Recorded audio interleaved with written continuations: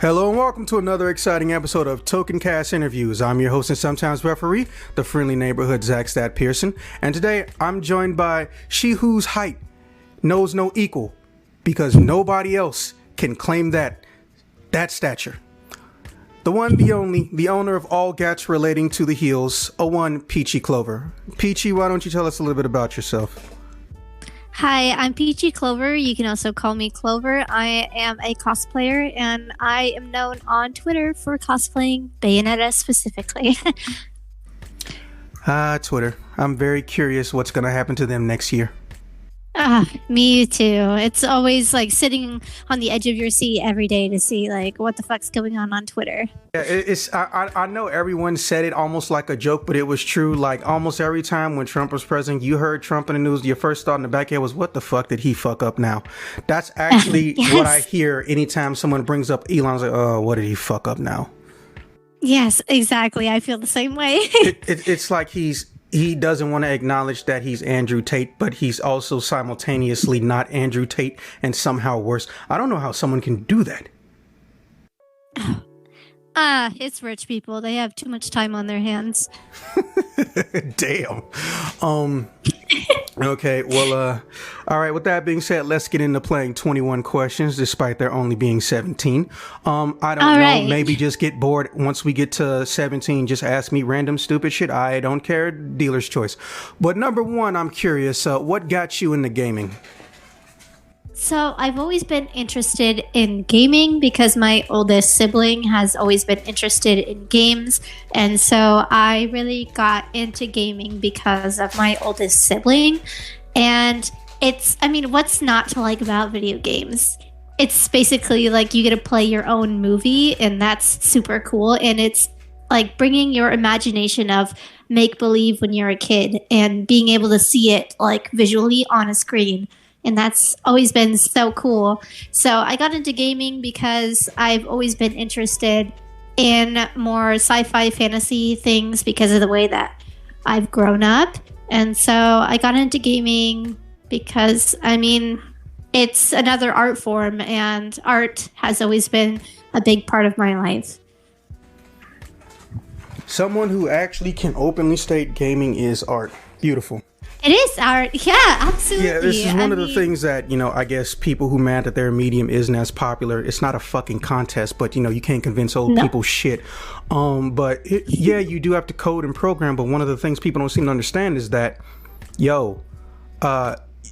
you need to have art in the games for them to even be playable. So you can't have a game without art, just like you can't have a video game without coding and programming. It's one of the few times that art and technology truly get to blend together. But no, it's not art because it's not on a canvas, or it doesn't conform to what I prefer. Yeah, okay. Okay, Boomer. Exactly. I feel the same way. People just need to accept that it is an art form at this point, and it's such an outdated thought process to not. It is so stupid. And half the times that when they want to really sell a game, what do they always include? To one of the most things they commonly include, artistic alterations to the characters or a fucking art book, which, that was kind of like the biggest brain fart moment. You gonna laugh at this, but did you pick up the special edition version of Bayonetta 3? Yes, I do have it. Me and my wife have it because she has been collecting the other art books. So I have it because she really wants it. Really high ass price. Oh, is it? The first one, because they came with movies that didn't come out in North America, and also those books weren't released in North America. But yeah, I accidentally almost threw away my fucking art book. Oh my god, that would have been really bad, bro. So. As you know, the way the game is put in, it's in layers. The first layer, here's Bayonetta 3. Second layer, here's Bayonetta 1 and 2. You can slide them all in, you can fit them all in, right?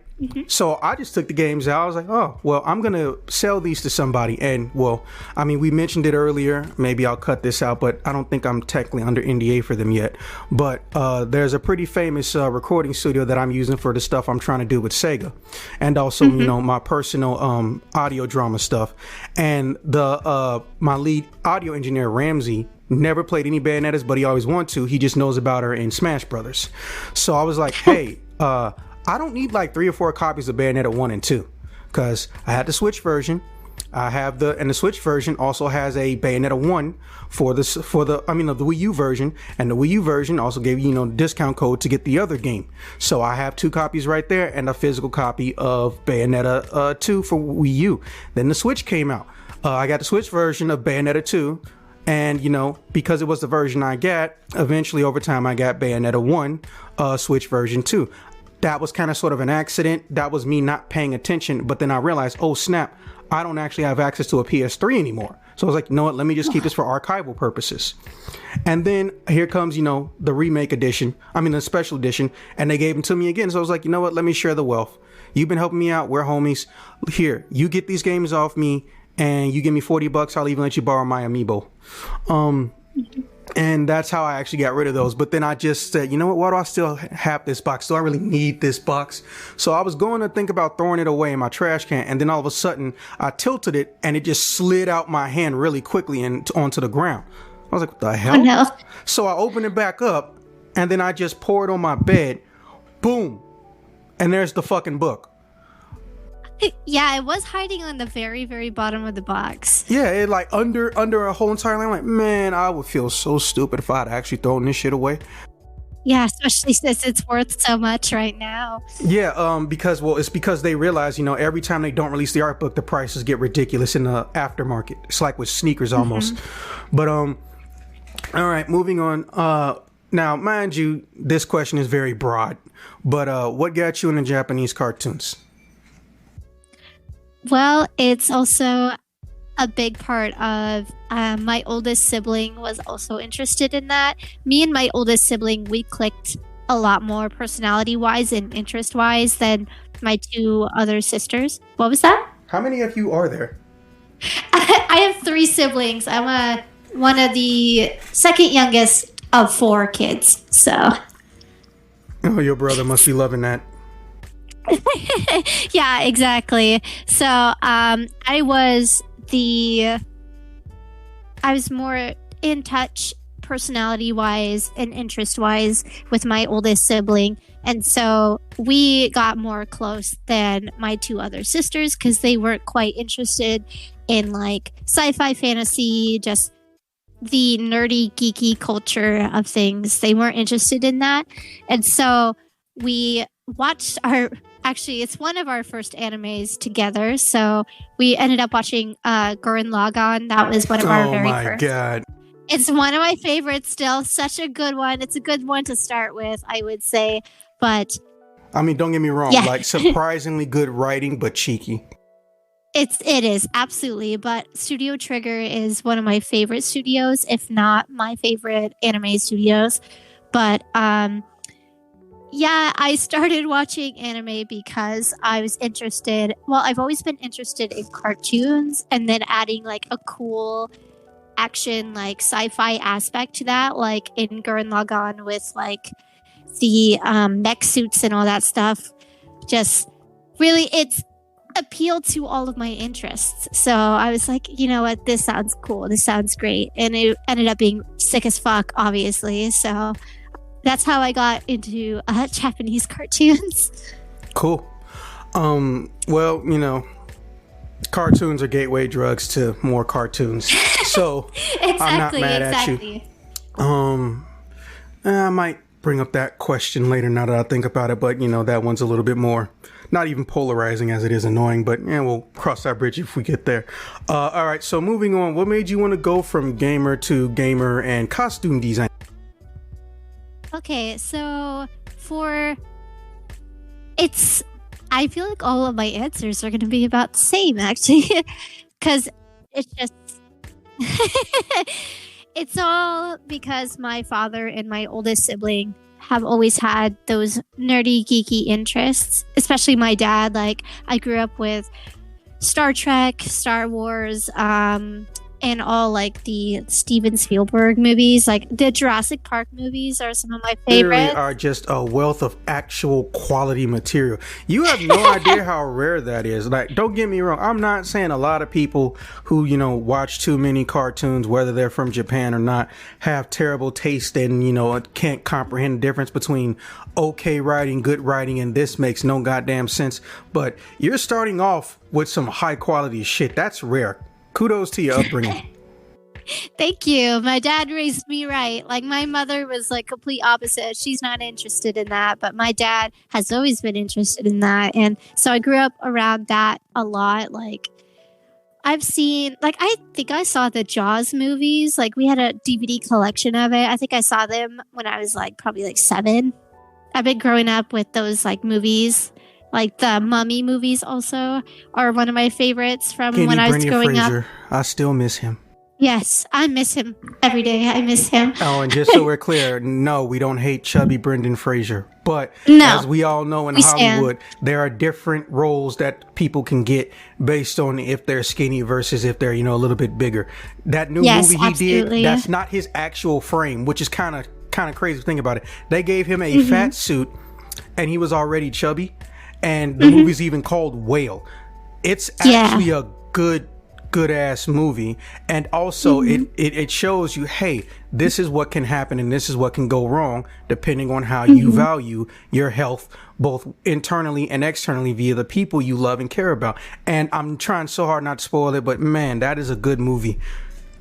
Yes, it's definitely a really good movie, and I would recommend that people watch it. It's nice to see him doing more things. But besides the Brendan Fraser point, I also grew up with my dad being a thespian. So he's been an actor doing community shows since he was like in high school. So I have grown up around fine. What was that? Does he voice act by chance? No, he does not. But he does like sing in like musicals and things like that. It would be cool if he voice acted. That'd be insane. But I grew up in a fine arts background and I started doing shows with my dad when I was like 10 or so. So combining that like love of geeky sci-fi fantasy things, combining that with my love for art and fine arts in general really kind of tied into cosplay because that's like doing both at one time. It's not LARPing, but it's like kind of both at one time. And so it really was just my way of being able to enjoy all the aspects of things that I like to do and just have it all combined into one little like ball of fun, pretty much. Cool. Yeah, and don't get me wrong, I don't hate LARPing or LARPers, but I know that there's a lot of layover. If you really stop and think about it, what is a Renaissance fair except a big medieval role play convention? Exactly. I've been to a couple Renaissance fairs and they're really fun. Yeah. All right, moving on. Pick your favorite game is always a hard choice. So how about you just tell us your top 3 and why you like them? Okay, let's see. Besides Bayonetta. Okay, fine. I guess we could leave Bayonetta out of that one. Let's see. Well, they're not in any particular order. These are just some of my top favorites. I really found that I really enjoyed The Legend of Zelda Breath of the Wild. I really liked that one. Like, the open world aspect of it and like the art style in general was like very interesting, and there's just so much replayability aspects of it. Like I'm in my second playthrough of it right now just to like run it through completion, and it's always fun kind of messing with like the game mechanics to see if you can make it glitch out and freak out in a different ways. There's entire channels of people who just abuse the freeze time mechanic to just literally throw themselves from one end of the fucking map to the other. It is ridiculous. Exactly. I love those. I follow a couple of those like accounts that do that. It's just so funny to me. Yeah. So I really liked Breath of the Wild, and the soundtrack is amazing, and it's just a gorgeous game in general. Let's see other games that I like. Okay, this might surprise some people, but Undertale I fucking love Undertale. Like, I I was a can't tell if you're huge being Undertale sarcastic or fan. not. There are I'm literally not. too I'm being many serious. people. I'm being There are too completely many serious. people that are obsessed with that game. It literally spoke to a generation that didn't even know that they wanted that, which is crazy to me because I hate to say it. I don't know how old you are, but I realize that basically almost anybody who grew up with 3D only gaming, anytime they see 2D, they don't even see it as a new game. They see it as someone trying to bring back an antique or make it retro. It's like, no, it's just a new game that happens to be 2D. Every game that's 2D is not inherently retro. And Yes. Undertale found a way to go grab those assholes. I was like, wow, that's fucking impressive. Nobody's ever done that to my knowledge. Yeah, exactly. Like, well, first of all, I'm 23, going to turn 24 here soon. So I don't know if that tells you about how I grow up. What was that? Are you a New Year's baby? No, I am a February baby. Oh, okay. So yeah, not too far off then. Not too far, yeah. Pretty close. But I just really like Undertale. The fandom, I would agree that it's kind of like off the rails, fucking crazy. But Undertale, it's true. It's true. Like right now, the Bayonetta fandom is literally in Inferno right now. It's like the 9 layers of hell over here. But, sorry, I almost dropped something. I really like Undertale because, I mean, it has very well written characters and it is really funny and just enjoyable. The soundtrack fucking slaps. I really, really, really liked Undertale. Like, I fucking love that game, and it will remain one of my favorites for, like, ever. Deltarune is it's the spiritual successor of that. That a full game? I thought it was just like an episodic thing. I can't tell. It's an episodic thing. Only, I think, like, 2 or 3 of them have come out at this point. But it's in kind of, like, the same universe as Undertale. Toby Fox does an amazing job with, like, world building, character building, and everything, I would say. Coming friends with the guy who made Smash Bros, which, as you know, he's a generation 1 or really a generation 2 game designer, that's a pretty good place to get information from. Yeah, he does some shit that is occasionally a pain in the ass, but the era where a game director was literally also a programmer, that's pretty much dead and buried, unless you do indie PC stuff. So that's a pretty good resource to be able to, talk to. I'm still a little bit annoyed with how he handles shit. Don't get me wrong. I think he's a really cool guy, but I think there's a disconnect, or at least maybe an obsession with money, with how slow he turns out content, because he has enough money and he's making enough money off his games to get a full functioning team or studio, but he's still doing solo. So that tells me one of two things. And again, I'm not saying I know this man's finances, so I think it's either A, hypothetically, he spent all the fucking money as soon as he gets it, and he barely pays for anything outside of, publication and advertisement. Or option 2, he is one of those people who's hyper obsessed and has to have his hands on every little meticulous thing and doesn't realize, that can actually hurt production efficiency. But technically, much like myself, he answers to no one. So, he may not even see that as a negative. I don't hate the dude, but those are just my theories, just before, anybody tries to and fucking kills me. If any Undertale fans, go for your throat. Yeah, I can understand that. I don't really look at the behind the scenes aspect of what is going on with Toby Fox's brain necessarily, but I just really enjoyed Undertale, and I do recommend it to people, even though the fandom is cringe and was overrun by young people for a pretty long time. But it's really good. Yeah. I know, I'm a young person, but I mean, minors. Yes, I'm young.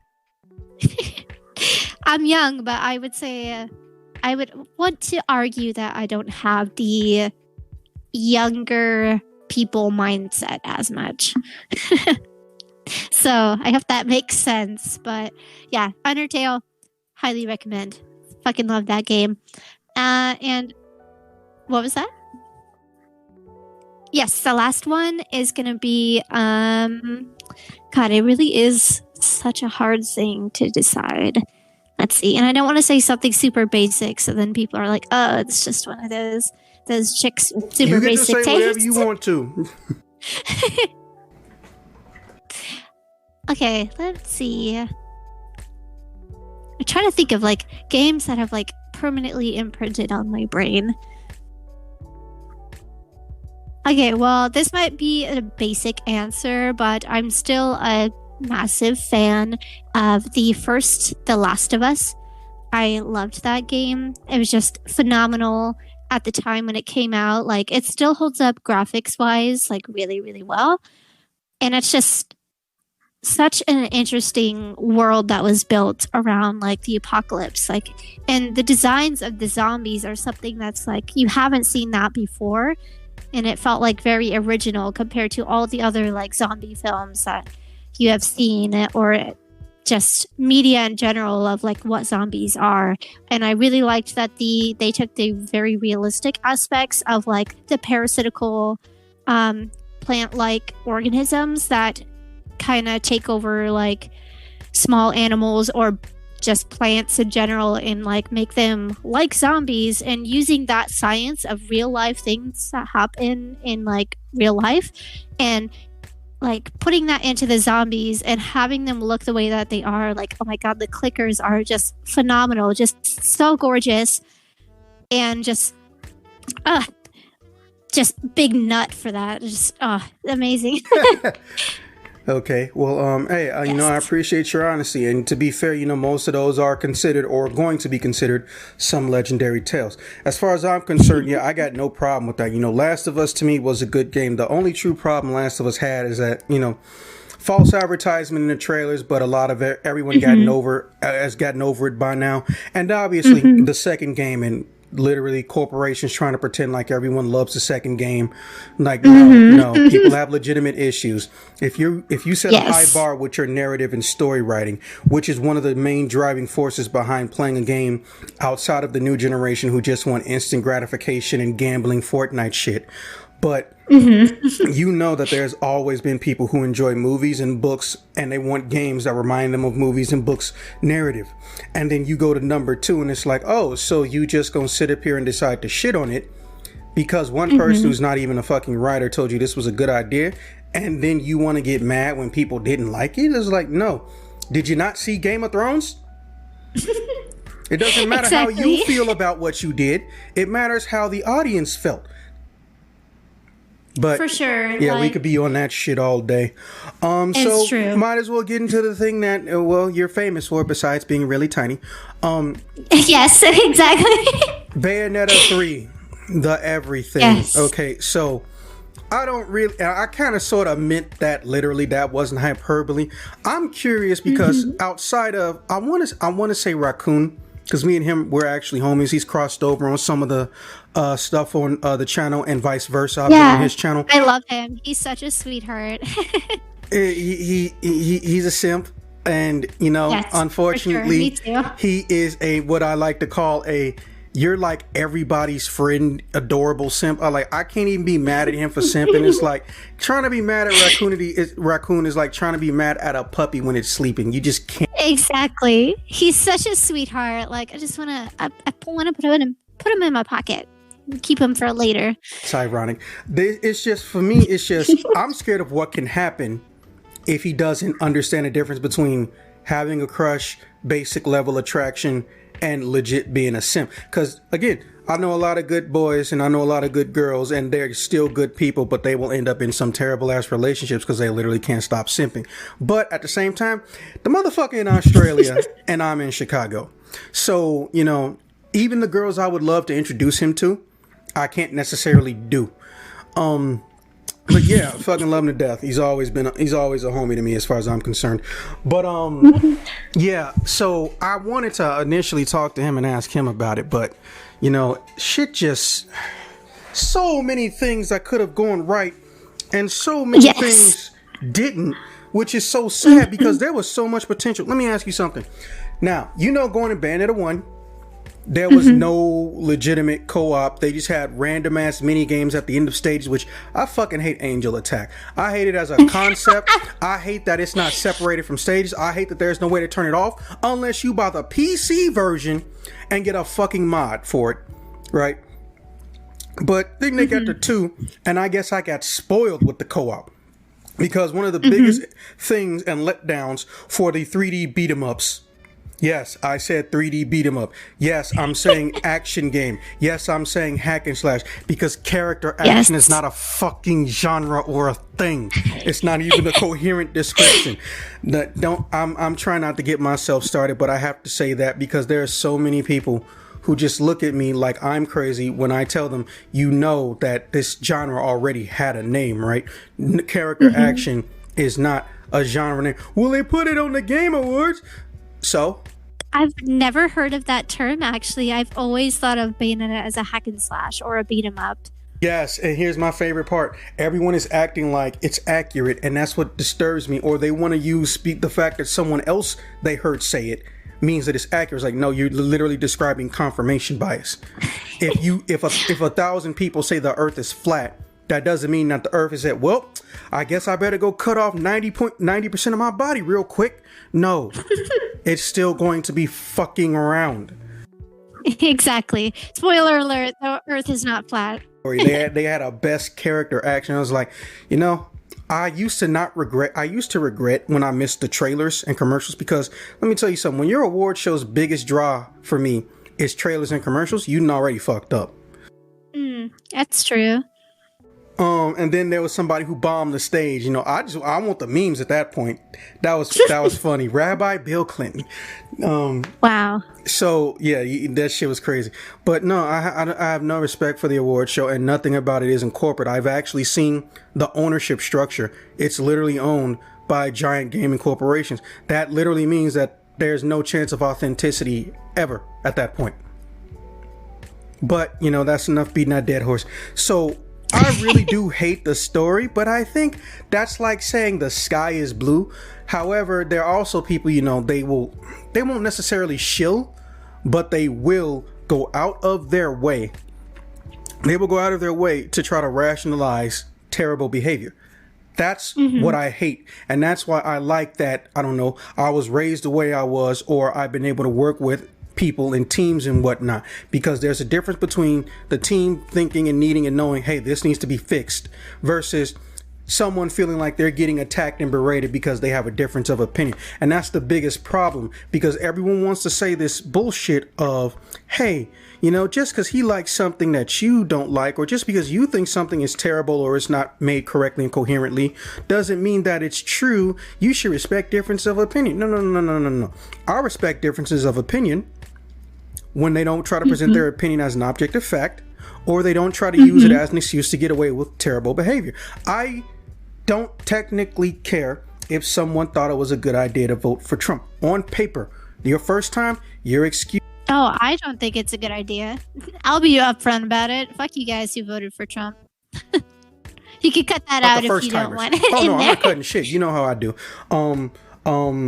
The first timers, I forgive them on some level, because the first timers, you got to remember, they had to deal with 3 things. Number one, we saw the entire system manipulating it so Bernie had no chance of getting the presidency when he literally could have got the presidency nomination for the entire DNC. Then we saw the Benghazi shit. Now, I'm not going to bore you with the details, but here's the really weird part. Apparently, of all the people whining and bitching about the Benghazi report, one, I'm one of the only people I know in this entire fucking state that read it, the actual report, and man, it was a bitch. It was like 800 pages when printed. And 2, it wasn't actually Hillary's fault by herself or intentional. It was a legitimate accident, but it was being framed as if she was responsible for it, and it was being used against her, and then no journalist would talk about it or ask her about it or get her to explain it.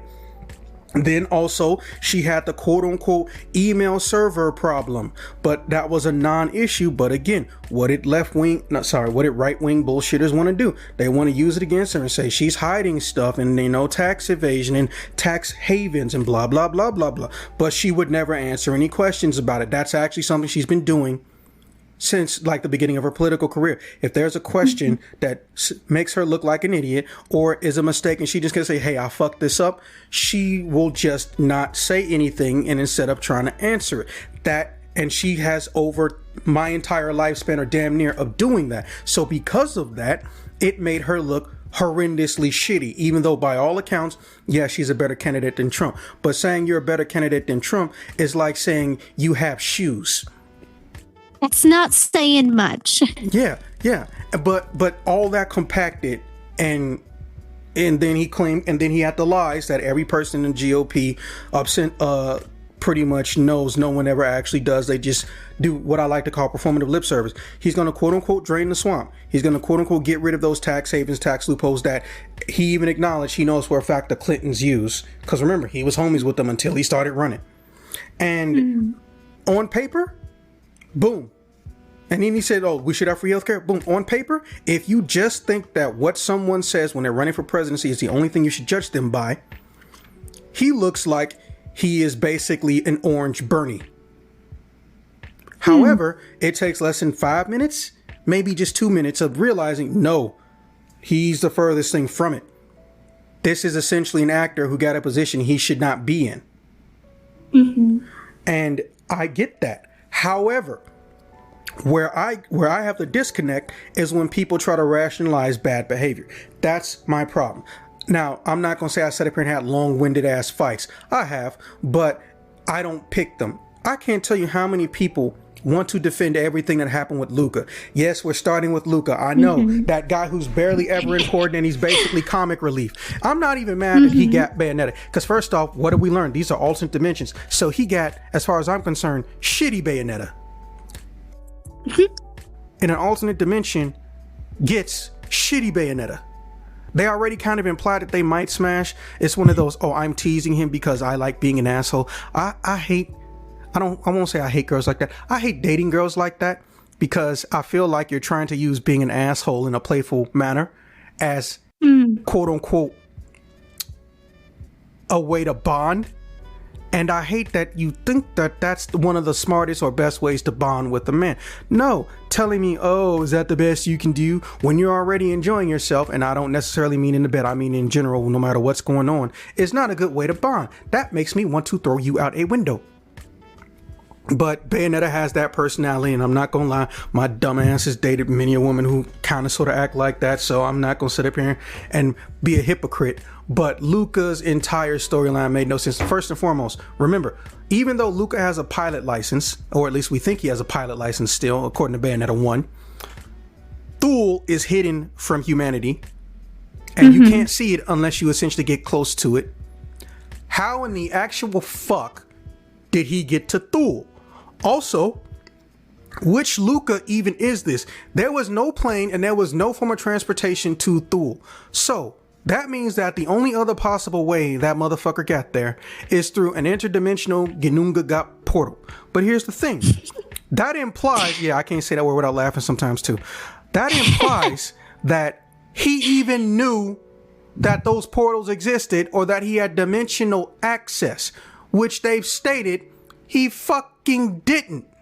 So how in the absolute hell was he there, and why the hell was he hiding from Bayonetta? Because they show his shoulder patch in that one fucking cutscene. Was he just following him? Just like, what's the best way for me to make a dynamic entry? The whole time? No, there's so many things off with Luca as a... Yes. Okay, well, first I would like to mention that the way that Bayonetta's personality is in like 1 and 2 and like kind of in 3 as well is just she's just a confident person, confident with her sense of sexual self and sexuality, and that carrying that confidence with herself and being comfortable with herself and her body doesn't equally mean that she is like, she can have a minxy personality and be flirtatious, but that doesn't have to do with anything involving the people around her. She's in love with herself and how she carries herself, and it just comes and spills over into the way that she speaks. So I would argue that any of the people who say the things where she's being flirtatious with Luca, well, they're not also looking at the fact that she says those same similar things to the angels when she's whooping their asses. She talks to that, like, talks to everybody in that sense. And so women's confidence and their confidence with their sexuality and self should not be seen as anything other than that, is what I would say. But to get into Luca, yeah, Luca has never really made sense. He's never really been an important person in any of the games, I would argue. Like the first one, he's just there to like go and fuck around. Like he's literally not there for any reason. Yeah, Bayonetta accidentally killed his dad. What was that? Yeah, like he is comic relief, but he's not even a good comic relief to me, in my opinion. Like Enzo is more of a better comic relief than fucking Luca is. So like, yeah, exactly. Like Rodon, I love him to death. He's amazing, and I love his voice actor as well as English voice actor. Love him so much because he also voiced in one of my other favorite games. So it's so nice to hear him, and glad that he's returned for 3. But besides that, Luca, even though like Bayonetta was supposedly the one that killed his dad in the first one, like that still didn't matter at all to the story. He was just there so you could see how Bayonetta interacts with like humans in general, I suppose. Like, and he was there with like little Cereza being there, but like he really had no part in any of the stories for any of the games. Like he didn't fucking matter about any of it. So, and just how he comes into 3, yeah, it was like, how the fuck did he get there in the first place? I thought this place is only made for like Lumen Sages and Umbran Witches. So like, how the fuck did this guy get there? And why was he hiding the whole time? Because I don't understand. And like, why did they set up the relationship when he wasn't even in the game for like more than like 2 minutes tops of like screen time until they forced that like relationship in there? Just went through the gallery stuff, and the gallery actually somehow not even just Luca, the gallery made me hate the entire structure of the game more because there's so much shit that's explained. Mm-hmm. But I have to go and find this shit in a stage when you could have just told me, because you got to remember, there's a difference between the Redgrave notes versus how they handle shit in Bayonetta 3. Bayonetta 1, Redgrave notes. Bayonetta 2, Redgrave notes. Right? Mm-hmm. Bayonetta 3. Bro, there's literally like journal essays, like someone intentionally decided that they wanted to make a diary about their daily life. And literally it has nothing to do with any form of development. It's literally sometimes brings up shit that would be a fun little notification Easter egg, like with the accessories, and they try to blow it out into its own little mini story. I shit you not. I found one of the first ones I found with Japanetta. There's that your first time you're introduced to turning your time backwards and making Cereza a teenager, right? I went and got that when I was inside of a building, and I read it, and I was confused as fuck. Maybe there's a secret code in here. It was literally about her challenging that version, that the yellow Uma Thurman John to Kill Bill to a karaoke. Kill Bill John into a karaoke contest and a dance contest, and how she's truly the ruler of Shinjuku or Tokyo. She is the greatest person in Japan when it comes to the entertainment districts of Shinjuku and Tokyo. How the fuck is this important? It's not important. It's the thing. It's not important at all. Bro, but the other diaries from like, the journal entries in 1 and 2, those ones are actually like, they apply to the lore. They actually bring more like stuff to the background in like the ambiance and environment of Bayonetta. and like adds to that world that you don't get to see much of because it's not an open world. So like this whole Bayonetta 3, those journal entry diary things, like they don't add to that structure. Like we don't really care. And then when it comes to the enemies, we don't care. We barely even get an explanation, or if you really want an explanation of how the enemies can do some of the shit that they do, or even Luca, you got to go into this fucking gallery for shit. I'm like, so Luca's been moving around the dimensions because the wolf can carve through dimensions. Okay. So then how the fuck does he know where to go? Yeah, I mean, like, and how the fuck does he... I just want to know how he even had the wolf powers. Like, when was that? When did that happen? Has he always had them? Why did they only come out now if he's always had them in that dimension? This is why I love common sense. Also, I do hate the name because common sense ain't common. I love when I meet someone who's got common sense because that tells me that you can separate between what you like and if something you like fucks up. You can have a son, you can have a daughter, you can love them unconditionally. That don't mean they won't fuck up. That don't mean they won't shit their diaper. Yeah, and then everybody was like, oh, if you don't like it, you're a hater. I was like, if I hate small or certain aspects of anything in media, that doesn't mean that I want it to burn. It means that I'm acknowledging there are fuck ups. The easiest way to fix a fuck up is to start with acknowledgement. And that's unfortunately what's too common. People want to play the gatekeeper game, but they want to act like they're inclusive. I can't tell you how many times I've had a conversation about insert anime thing here, insert video game thing here, where I said, oh yeah, I love this thing too, but this one part was kind of messed up or shitty. What's your take on it? Fuck you, you're a human piece of shit because you don't think like I do, blah, blah, blah. I'm like, oh, yes. So fuck me, I'm an asshole. I thought we were having an intelligent conversation because even though we both like this thing, we came to different conclusions, which is the spice of life. And you decided that, oh, I'm somehow some piece of shit because you're a gatekeeper, not me.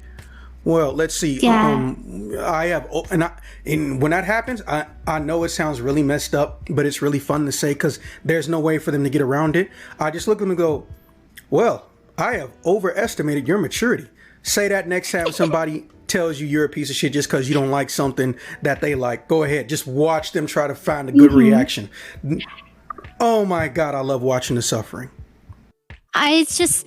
everything is worthy of criticism, whether it's something that is seen as like a really good thing, like everybody likes a certain thing, that doesn't mean it's not like without, issue. Yeah, exactly. You can criticize things. Like, for instance, I really enjoyed the Attack on Titan series, but I have a lot of criticisms with it itself.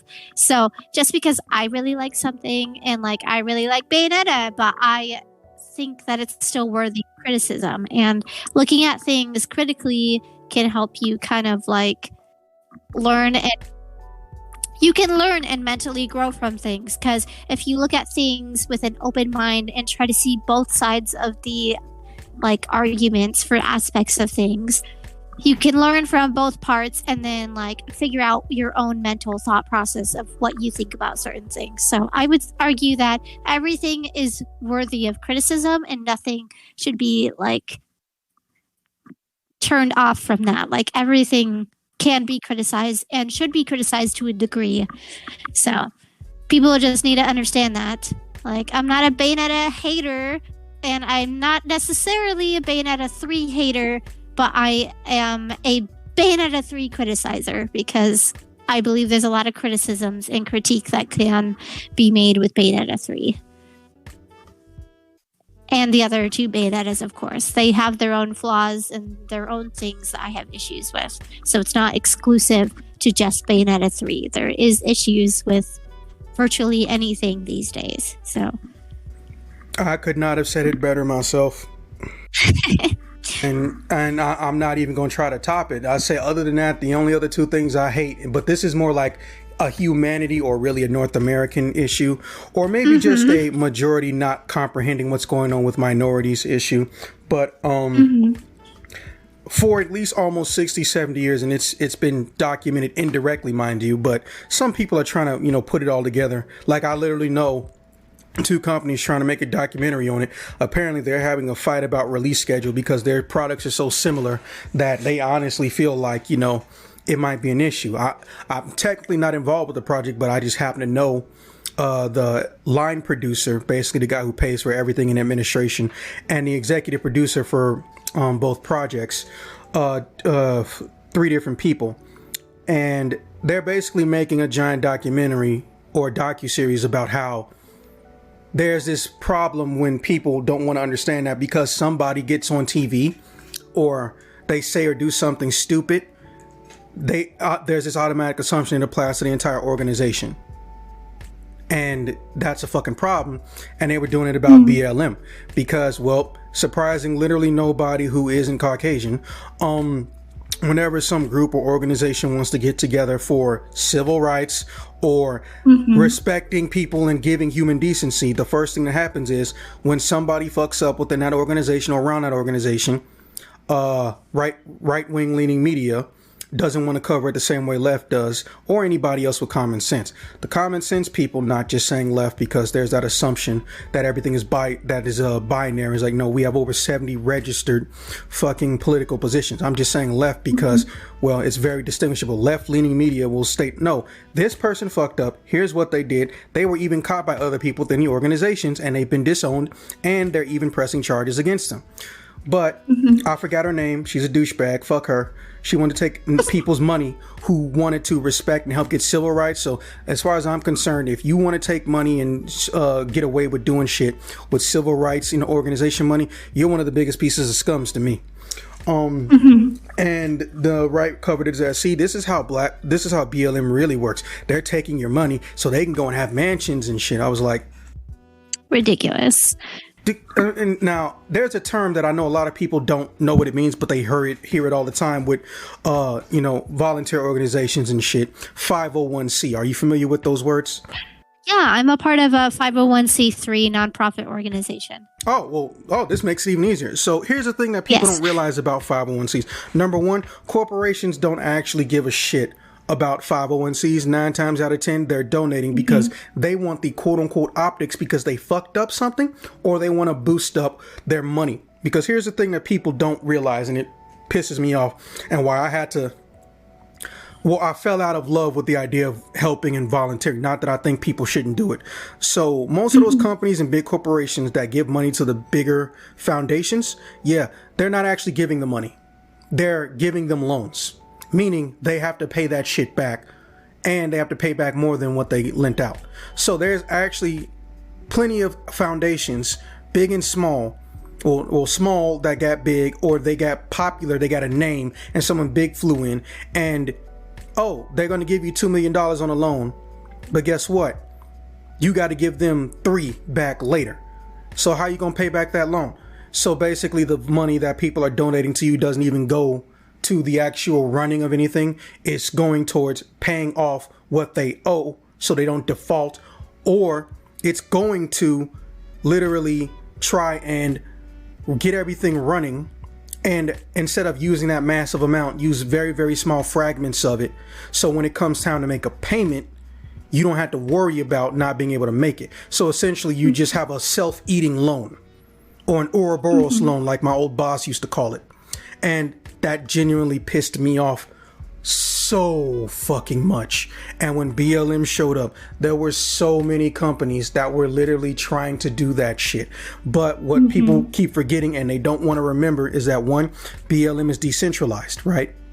So if it's decentralized, that means that the people who made it, which you almost never see on TV because they'll shut down places like Fox News for lying on them habitually, that there are only certain people in charge in certain areas. That's it. And also, they don't just take the money themselves. They literally keep a list of places to donate and send the money out to. So I see people all the time say, well, BLM started off so nice, but it's so fucked up, man. You shouldn't give your money to them. And actively trying to tell people not to donate because this one person was trying to steal money, got caught by people in the company, got reported by people in the company, went to fucking jail/trial, and also is decentralized, meant to help a broad group of other different entities, including, LGBT related services. Because remember, one of the biggest founders of BLM was a active supporter of trans rights and shit like that. And people who wouldn't even fucking pay enough of attention to vote for my civil rights or people of my tense civil rights are sitting up here telling people, hey, don't give these guys money because I heard on right-wing media that there was an asshole who did this one thing, so this must be a representation of all of them. I was like, do you not see how easily that can be turned into something racist if you were to say a particular group of people? And it just doesn't register. They just don't want to register that this thing is wrong, but this does not mean everything. And unfortunately, it happened with Bayonetta and by extension, Helena Taylor, and to more important extension to me, but I mean, what the fuck that outfit was with John. Yes, that was a long ass segue. Oh my God. It's so bad. It's like once you got past the head, it was like they said, fuck everything else. It went south. It literally went south. Yeah, it's like once you stop going north, the shit went south. I'm like, oh, okay, well, they're trying to bring back that, or they're doing that hairstyle that's like, it's almost not a hairstyle. And, you know, I've seen librarians and teachers with it. It's essentially just keeping hair out of your face, so when you tilt your head down to read, nothing's in the way. I get that. Yeah. You know, and they found a way to make it look playful. And then after that, they just said, hey, did anybody see that 101 Dalmatians franchise? Yeah, I remember. Oh, no. Yeah, let's do that. But, wait. We have to make it legally distinct. Okay, so don't put her in a black dress. Yeah, that black is kind of Bayonetta's thing. Well, what color does John fuck with? Red. Oh, well, you know, that's cool. But, you know, let's put her in technically not a different color from red. It's a different shade of red. Oh, yeah, let's throw that on there. What else can we do? Oh, for no reason, let's do yellow and purple. Yeah, that's a good idea. Oh, wait. Let's make sure she's never playable outside of, what was it, 7 situations? Like, the majority of the time you play John, it's for content that has nothing to do with the main story. Sorry, I got food in my throat. Ugh. It's okay.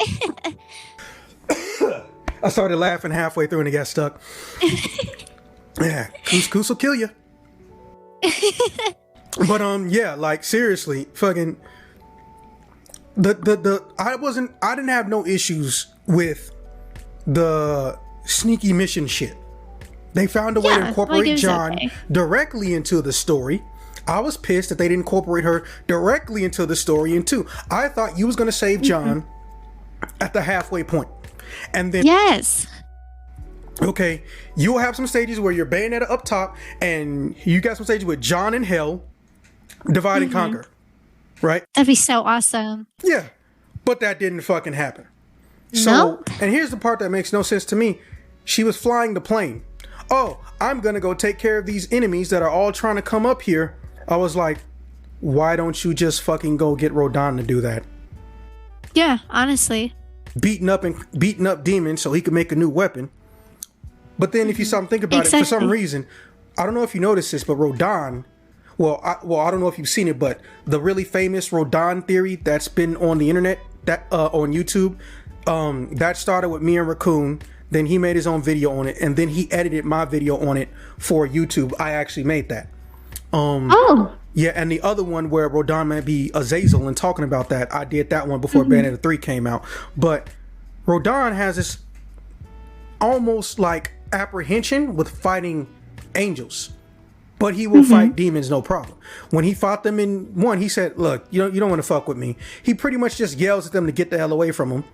And he only 3 of them. And he really doesn't really hurt them. He just brushes them away with a giant fucking metal bat lamppost. So, yeah, like they established real quick, okay, Rodon is a powerful motherfucker.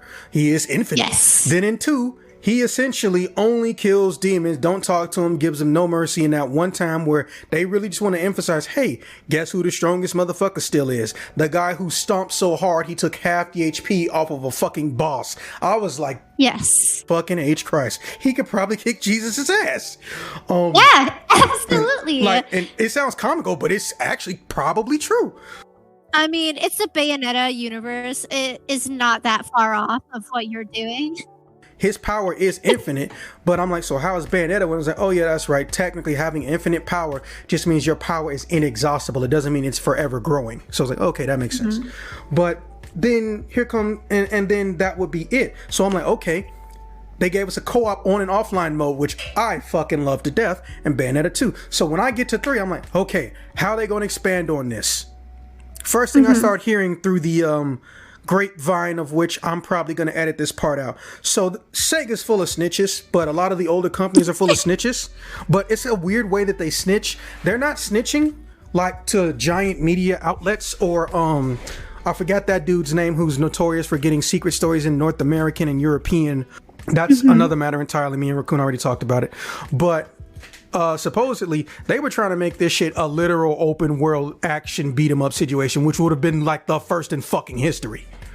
I'm happy with, because the reason a lot of people play those gamble, got your money, pay to win MMOs like C9 and that other one that's really, really big in South Korea is because we don't have that for the beat 'em up world.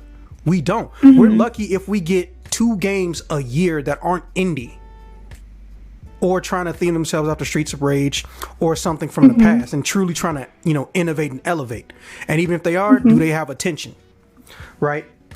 So to see something like that on the main scale, you know, have, you know, advertisement production dollars behind it, we was just like, holy shit. So that whole them making a brand new engine thing, yes, that's true. And as we know, engine prices inflate based on if they're 2D, 3D. So, you know, they could have spent over $100 million, or they could have spent a shit ton of money on the engine for Bayonetta 3. But here's the thing. Supposedly, they were trying to make it open world, but it was taking too long and they couldn't actually fucking do it. They were essentially trying to make, well, everyone says it, Astral Chain 2 before Astral Chain 2, which we already know is in production. But they were trying to make it an open world beat 'em up game. But the problem was they couldn't get it to run at a stable rate or standard that they liked. And instead of, you know, just segmenting it up like regular Bayonetta, or making one giant world where you just go to different places and you can still go back to old places, kind of sort of like parts of Devil May Cry. They or were Metroid. they were just hell bent on doing that, but it failed. And Nintendo said, okay, listen, here's a better idea. You're getting it out at this point in time. Here's your window. Just do what you used to do. And that's why we got what we got. So yeah, I might edit that part out because, well, I'm getting ready to have, like, John feels like someone realized during the end of production, hey, what is John supposed to be doing? And it was like, oh shit, we forgot. How could we forget her, the best friend? How could we forget the best friend? Well, you gotta look at it this way. Bayonetta 1. What is John? The unnecessary rival you fight too many goddamn times. Oh my god, yeah. Bayonetta 2. Literally, she's a plot device. Yes. Bayonetta and a minigame character. Bayonetta 3. If you're writing the story, you inherently know, or you don't think to have John do shit.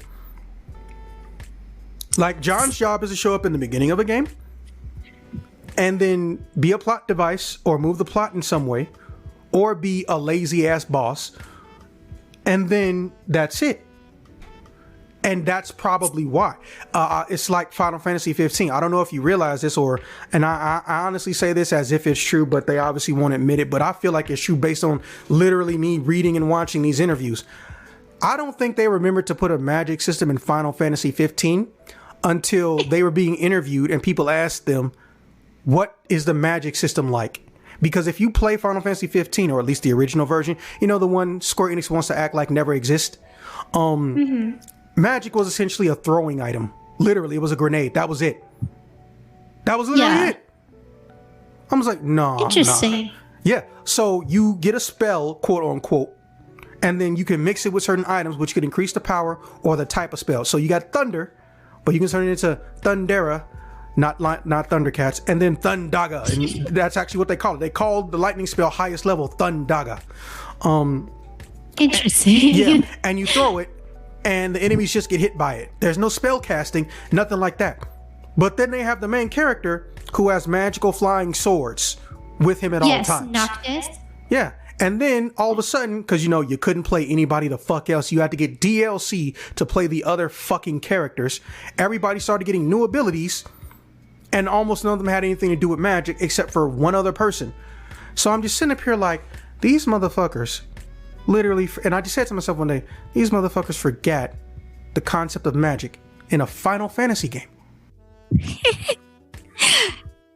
Now, I know that sounds very, you know, pessimistic and insulting, but to be fair, I'm allowed to be. That game took almost a full decade to come out, but on top of it, it literally changed into a different game with the same character. So then what was the point of even changing the damn name?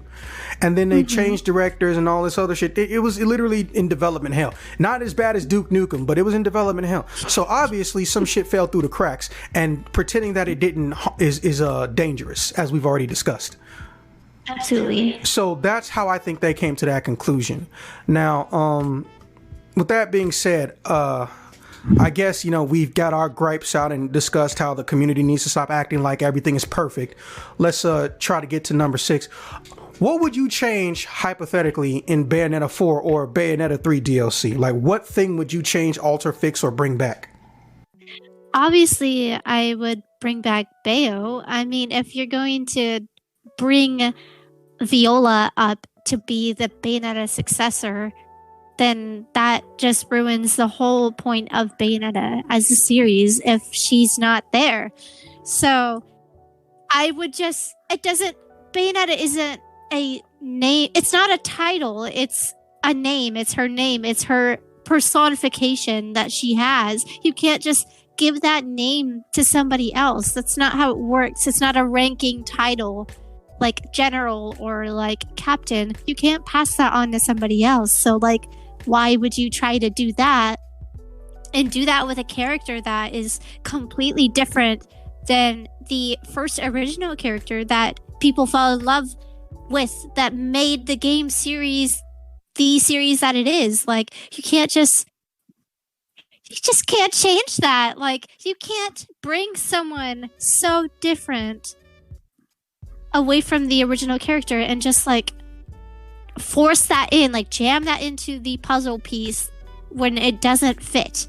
That just is ridiculous. And like, yeah, exactly. Like, I was playing the game and my wife was on the phone with me. I was playing the game. I finished it, watched that stupid credits scene, and like watched the stupid dance sequence, even though it was gorgeous, beautifully choreographed, but I couldn't enjoy it because that ending was ridiculous. And then there's like that fight scene in like the after the credits where you play as Viola, and I was like, I have to play more? Are you fucking serious?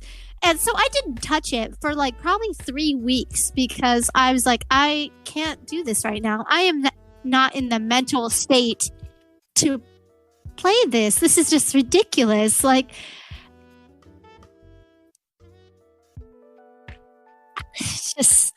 it's just ridiculous. And like, a lot of the big gripes that I had with Bayonetta 3 is just that they changed what made a Bayonetta game. Like, yeah, there's still the stripping and the powerful like monsters and everything like that, and like the cool weapons and combat, but like they changed all the aspects that made Bayonetta. Like the fact that you're not like fighting the angels anymore. You're just completely doing something else.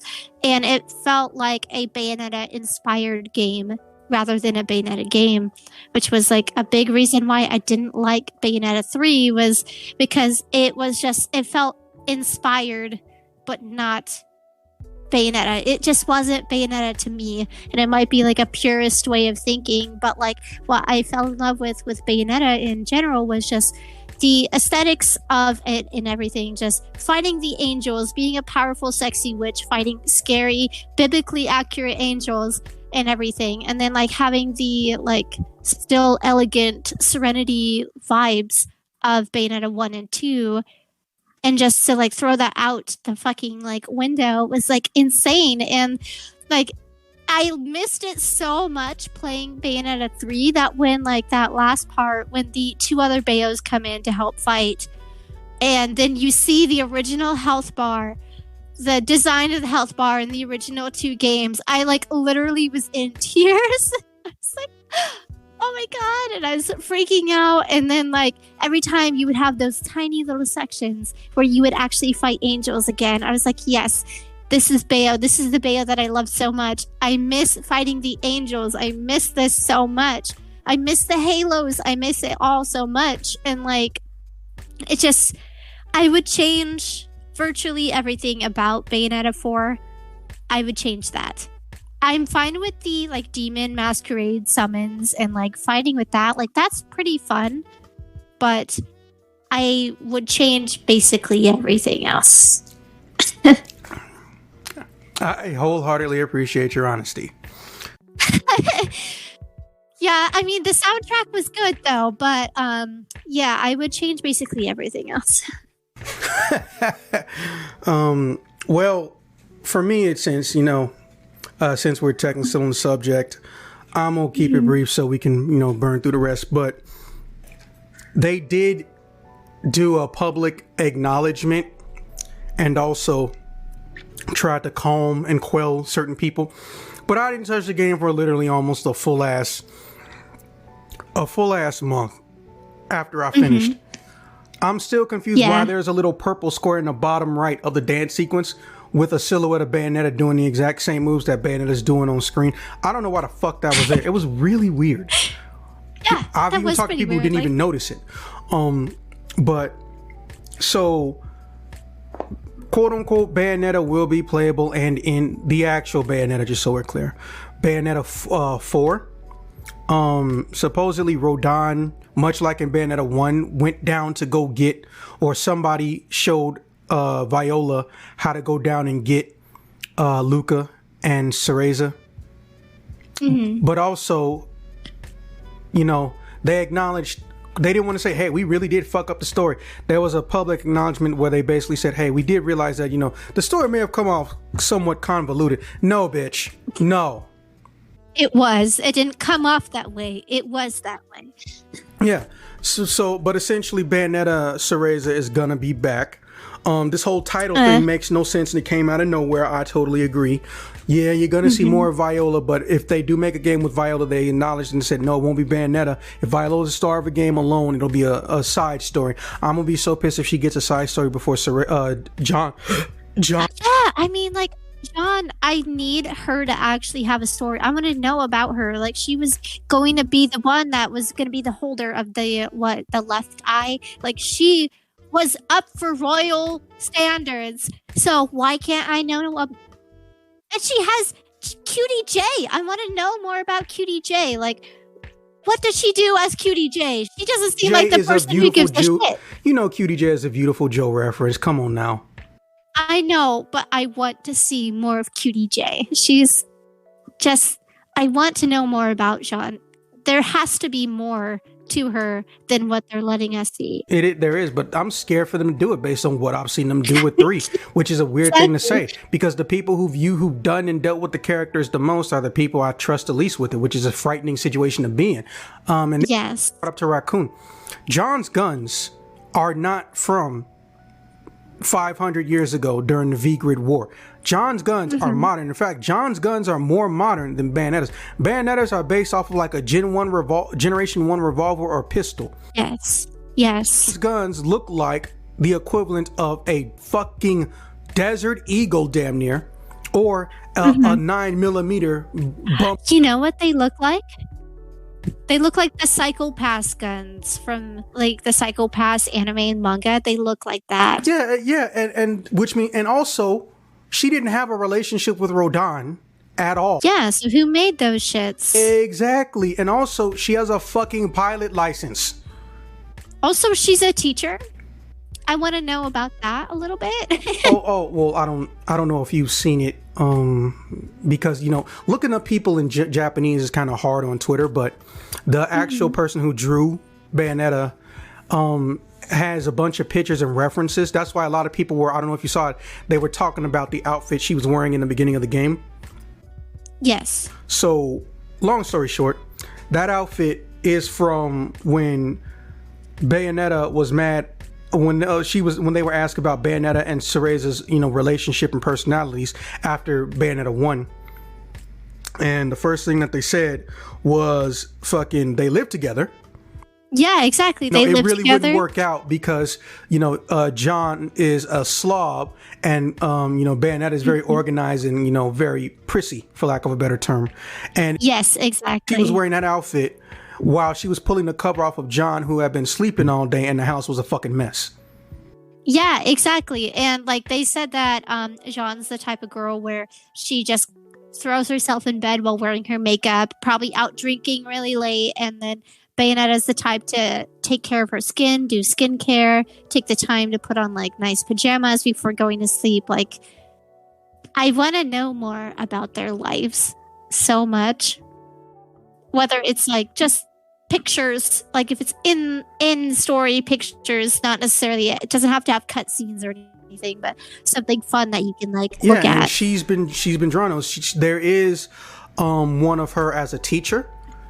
Yeah, exactly. I believe she teaches 3rd grade or 2nd grade.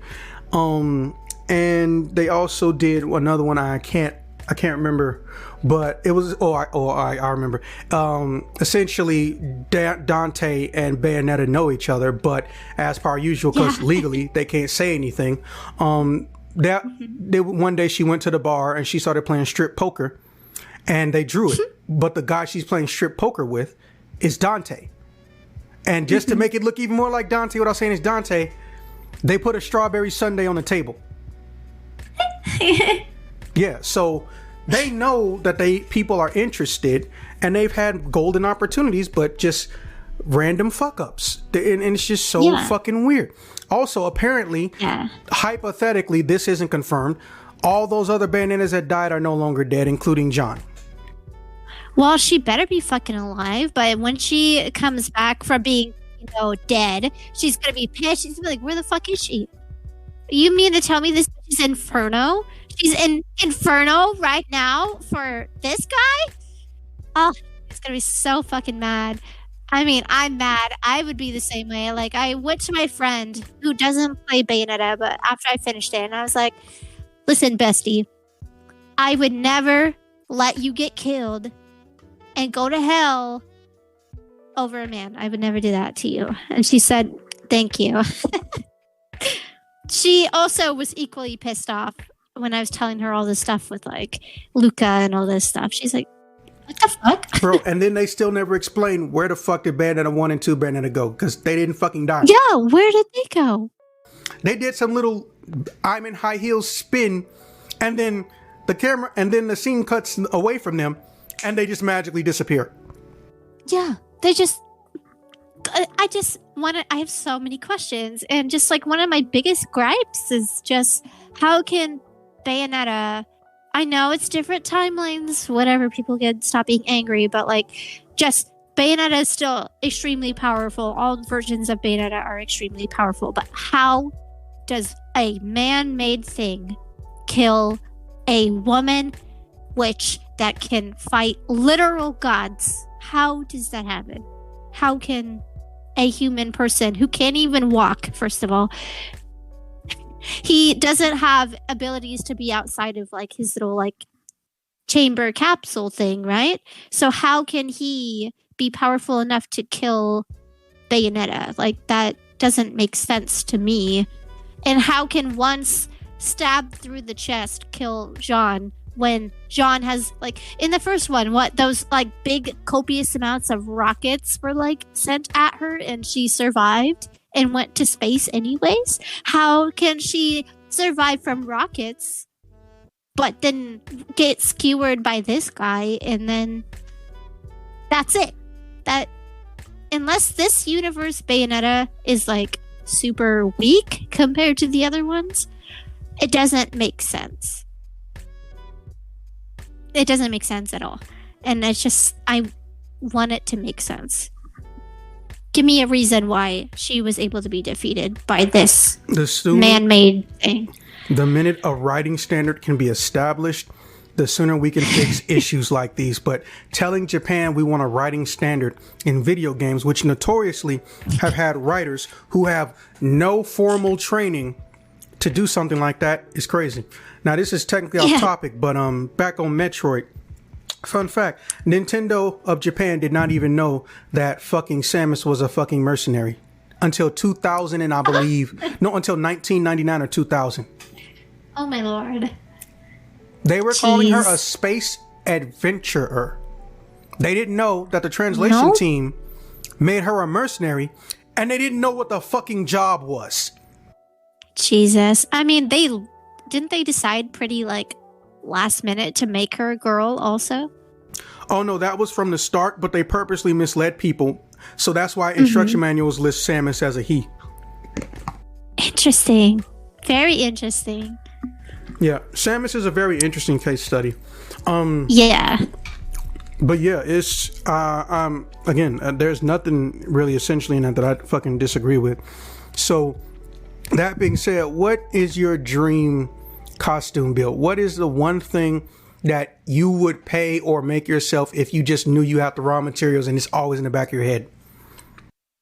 Okay, so there's a lot of Monster Hunter cosplays I want to do because like Monster Hunter builds are like fucking insane. So it's so hard to pick which one, but like, God, any of the Monster Hunter like weapon and armor builds I would love to do. And then of course a really good quality Bayonetta 1 cosplay with like the whole weapon set and just like the detailed cat suit. I would love to do that. And also a really good Jean cosplay from Bayo 2. One that like really looks really good and not really cheap, tacky red pleather that looks ridiculous. Yeah, I actually do know people who've made it. The only reason they haven't made it out of leather is the fucking cost. Yeah, exactly. It was like, okay, well, how much you looking at spending? Well, on average, I spend like 300, maybe 400 on an outfit. Okay, well, how much is, legitimately biker leather John? Oh, like close to 13,000. Yeah, I mean, like, I would settle for something like fake leather, like some sort of pleather material, but just something that doesn't look like god awful. Because like pre-made really cheap costumes, they just aren't doing it for me. I'm really picky about how the cosplays look, so I just want something really good. And finding a way to attach Scarborough Fair onto the shoes in a way that still they're functional, where you can take them off without it taking forever, would also be really nice. Well, the heel situation I actually do know how to fix, despite me being a boy. Hey, engineers. Oh, congrats! Look at you, smarty. Well, it was just a matter of me knowing the right people. I won't bore you with the details, but long story short, the reason a lot of cosplayers have issues with trying to get the high heel gun situation straight, and they just result to like gluing it or taping it in place with something clear, is because they don't have the proper slotting mechanism for it. But engineers know how to do that and do it very easily. Like, it costs, I think he said, less than $60 to get the raw material to create the slotting system. I was like, well, so why don't you just do it then? I was like, I'm a guy. No one comes to me and says, hey, can you make Bayonetta heel slot inserts for the big ass guns? I was like, I guess you're right. No one actually would think to ask you. It was like, yeah, I could even make it so the gun never actually touches the ground, but it just looks like it does. I was like, well, I'm going to keep this in my back pocket. You should definitely, I think that there's a lot of really talented crafters in the cosplay community or outside of the cosplay community.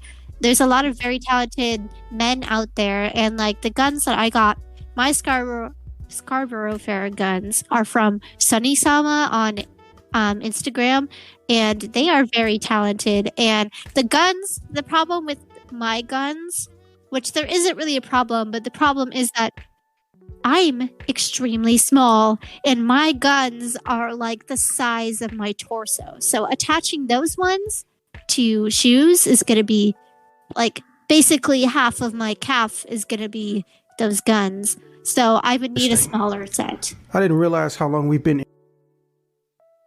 Oh, nice. So you know that person? Yeah, me and Sonny live in the same state. Oh, that's cool. On top of that, I was also trying to get a 3D printer or 3D modeler recommendation from him, because he said he got busy with a lot of requests. And I was like, oh yeah, what you making? Oh, I'm making some Bayonetta guns. I'm going to throw them on my Instagram. Ooh. Well, I actually had a fan/friend that I am really close with. He actually wanted to gift me a commissioned set of Scarborough Fair, and those were the ones from Sunny Sama. So I didn't get to directly talk to Sunny, but I I would love to talk to him and like let him know that I really appreciate his work and they look amazing. But I didn't directly commission him. But if I ever make like All for One, which are Jean's guns, or if I make any of the other sets, I definitely want to reach out to him in the future because they look amazing. And it was really fun painting them myself too. I was happy that I was able to do that because I love painting. So I'm legit gonna see if I still have his number.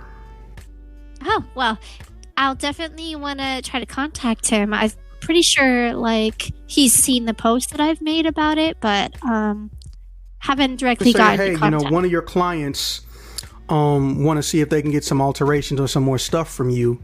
Can they contact you? Yeah, I'll definitely do that the minute we're done. Also, awesome. don't say it out loud, but check the Discord text messages. That aside, moving on. Okay. All right, so anything in life in particular that you're doing or want to promote and whatnot, this is when you would theoretically drop me a link, or I'm going to show something on screen that you want people to look at involving you, or just plug your socials and all that shit. I guess you can follow me at Peachie with an IE Clover on Twitter, Instagram, even in Facebook. I have that as well. And so you can just get my cosplay content. I did just create a YouTube channel, a Peachie Clover YouTube channel, because I have uploaded a few like handfuls of things here and there that I have done like unboxing for the like Bayonetta Bloody Fate Funko Collector's box and a Q&A with my wife, and there might be other future stuff on there as well. So feel free to look at that. It's Peachie Clover on all platforms if you're interested. Okay. Well, if you ever need an editor or some other shit with animations and openings, feel free to look me up. Thank you. Yeah. All right. I feel like I'm partially going to regret this. There's no wrong answers, triple X or not, but current guilty pleasures.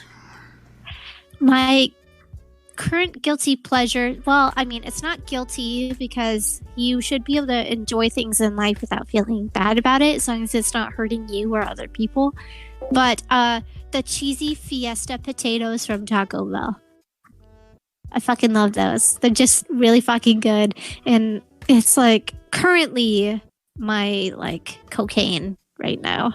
It's my kryptonite. I have a weakness for the cheesy Fiesta potatoes. I don't really partake in like substance like drinking or like any sort of like recreational drugs. So this is my way of getting my addictions out of the way. I also have a sugar problem, like an intense sugar problem, where I just inhale sugar like Kirby, essentially. So. That is the most fucking PG-13 answer. I know. Oh, I don't believe in substance abuse, but I'm giving myself diabetes really slowly. Yes. People can do whatever they want with their lives, but I am not the type of person that does anything really fun. That you're not doing it. I just didn't think it would be that wholesome. Oh yeah, I mean, especially coming from like a Bayonetta cosplayer, probably not. But I don't do much. I just stay in my house all day long, and I eat copious amounts of sugar. Like I have several boxes of different candies in my bedside table for various times. I have like a sugary drink of some sort every single day, probably about like 10 times a day, because I have that problem. I have like Are you seeing a doctor about this at all? I have gone to the doctors, and like there's nothing wrong with any of like my vitals or anything like that. So so far I'm doing okay. I always say I could be doing worse. Yes, I won't get diabetes, I promise. I pinky promise I won't get diabetes. If I do, that would just destroy me because if I can't have like cake and sugary things, then like I don't know what I'll have left after that. Because we got a member in the podcast who got diabetes and didn't even realize it till he blacked out going into work. And he's 6'3", so theoretically he can consume a lot more sugar than you. And I know. He's not even in his 30s, so you kind of... I'm watching now. I promise I'm being safe. I promise. I'm safely consuming things. I promise. Kind of. Sort of. I don't drink water like I should. Yeah. Well, you should definitely get the base water to run shit through your system. I will say this though. I mean, we're in that era where there's a bunch of alternatives to everything. So you might just want to start investing in the sugar alternatives. And I don't mean, glucose would by a different name. I mean like stevia, for example. There are literal natural sweeteners they're going to give you a sugar high, but it's not going to be made out of the same shit. So just saying, I would prefer you make it to my age, despite me barely being older than you. I would prefer you make it to my age. But hey, Yes, I promise I'll be safe. I do enjoy the natural sugars that come from like fruits as well. So I do eat healthy when I need to. Stay away from pineapples though. I'm surprised you didn't say nacho fries though, because man, I hate to say it, but them fucking nacho fries at Taco Bell, I order them by their damn self. They need to come in just a fucking bowl. They're good. Yeah. There was actually at one point I just recently tried, not sponsored by Taco Bell by the way, but I tried those, like they had the nacho fries, but they had like basically toppings on top of it. So I had like ground beef, nacho cheese, not salsa, God, what the fuck am I saying? Guacamole and sour cream and all that stuff. So it's like basically carne asada fries, but Taco Bell version and not carne asada meat, but those were fucking good. So I don't know if they're still doing all this food, you tiny bastard. I know. Actually, honestly, I have really poor eating habits. Not just what I consume, but I don't eat as much as I should. But all my things, my tininess is genetic. It runs in the family. Like, for instance, my father is like 5'5" at most, and my mother is like 5'2". I'm the shortest in my family, which isn't saying much because I am...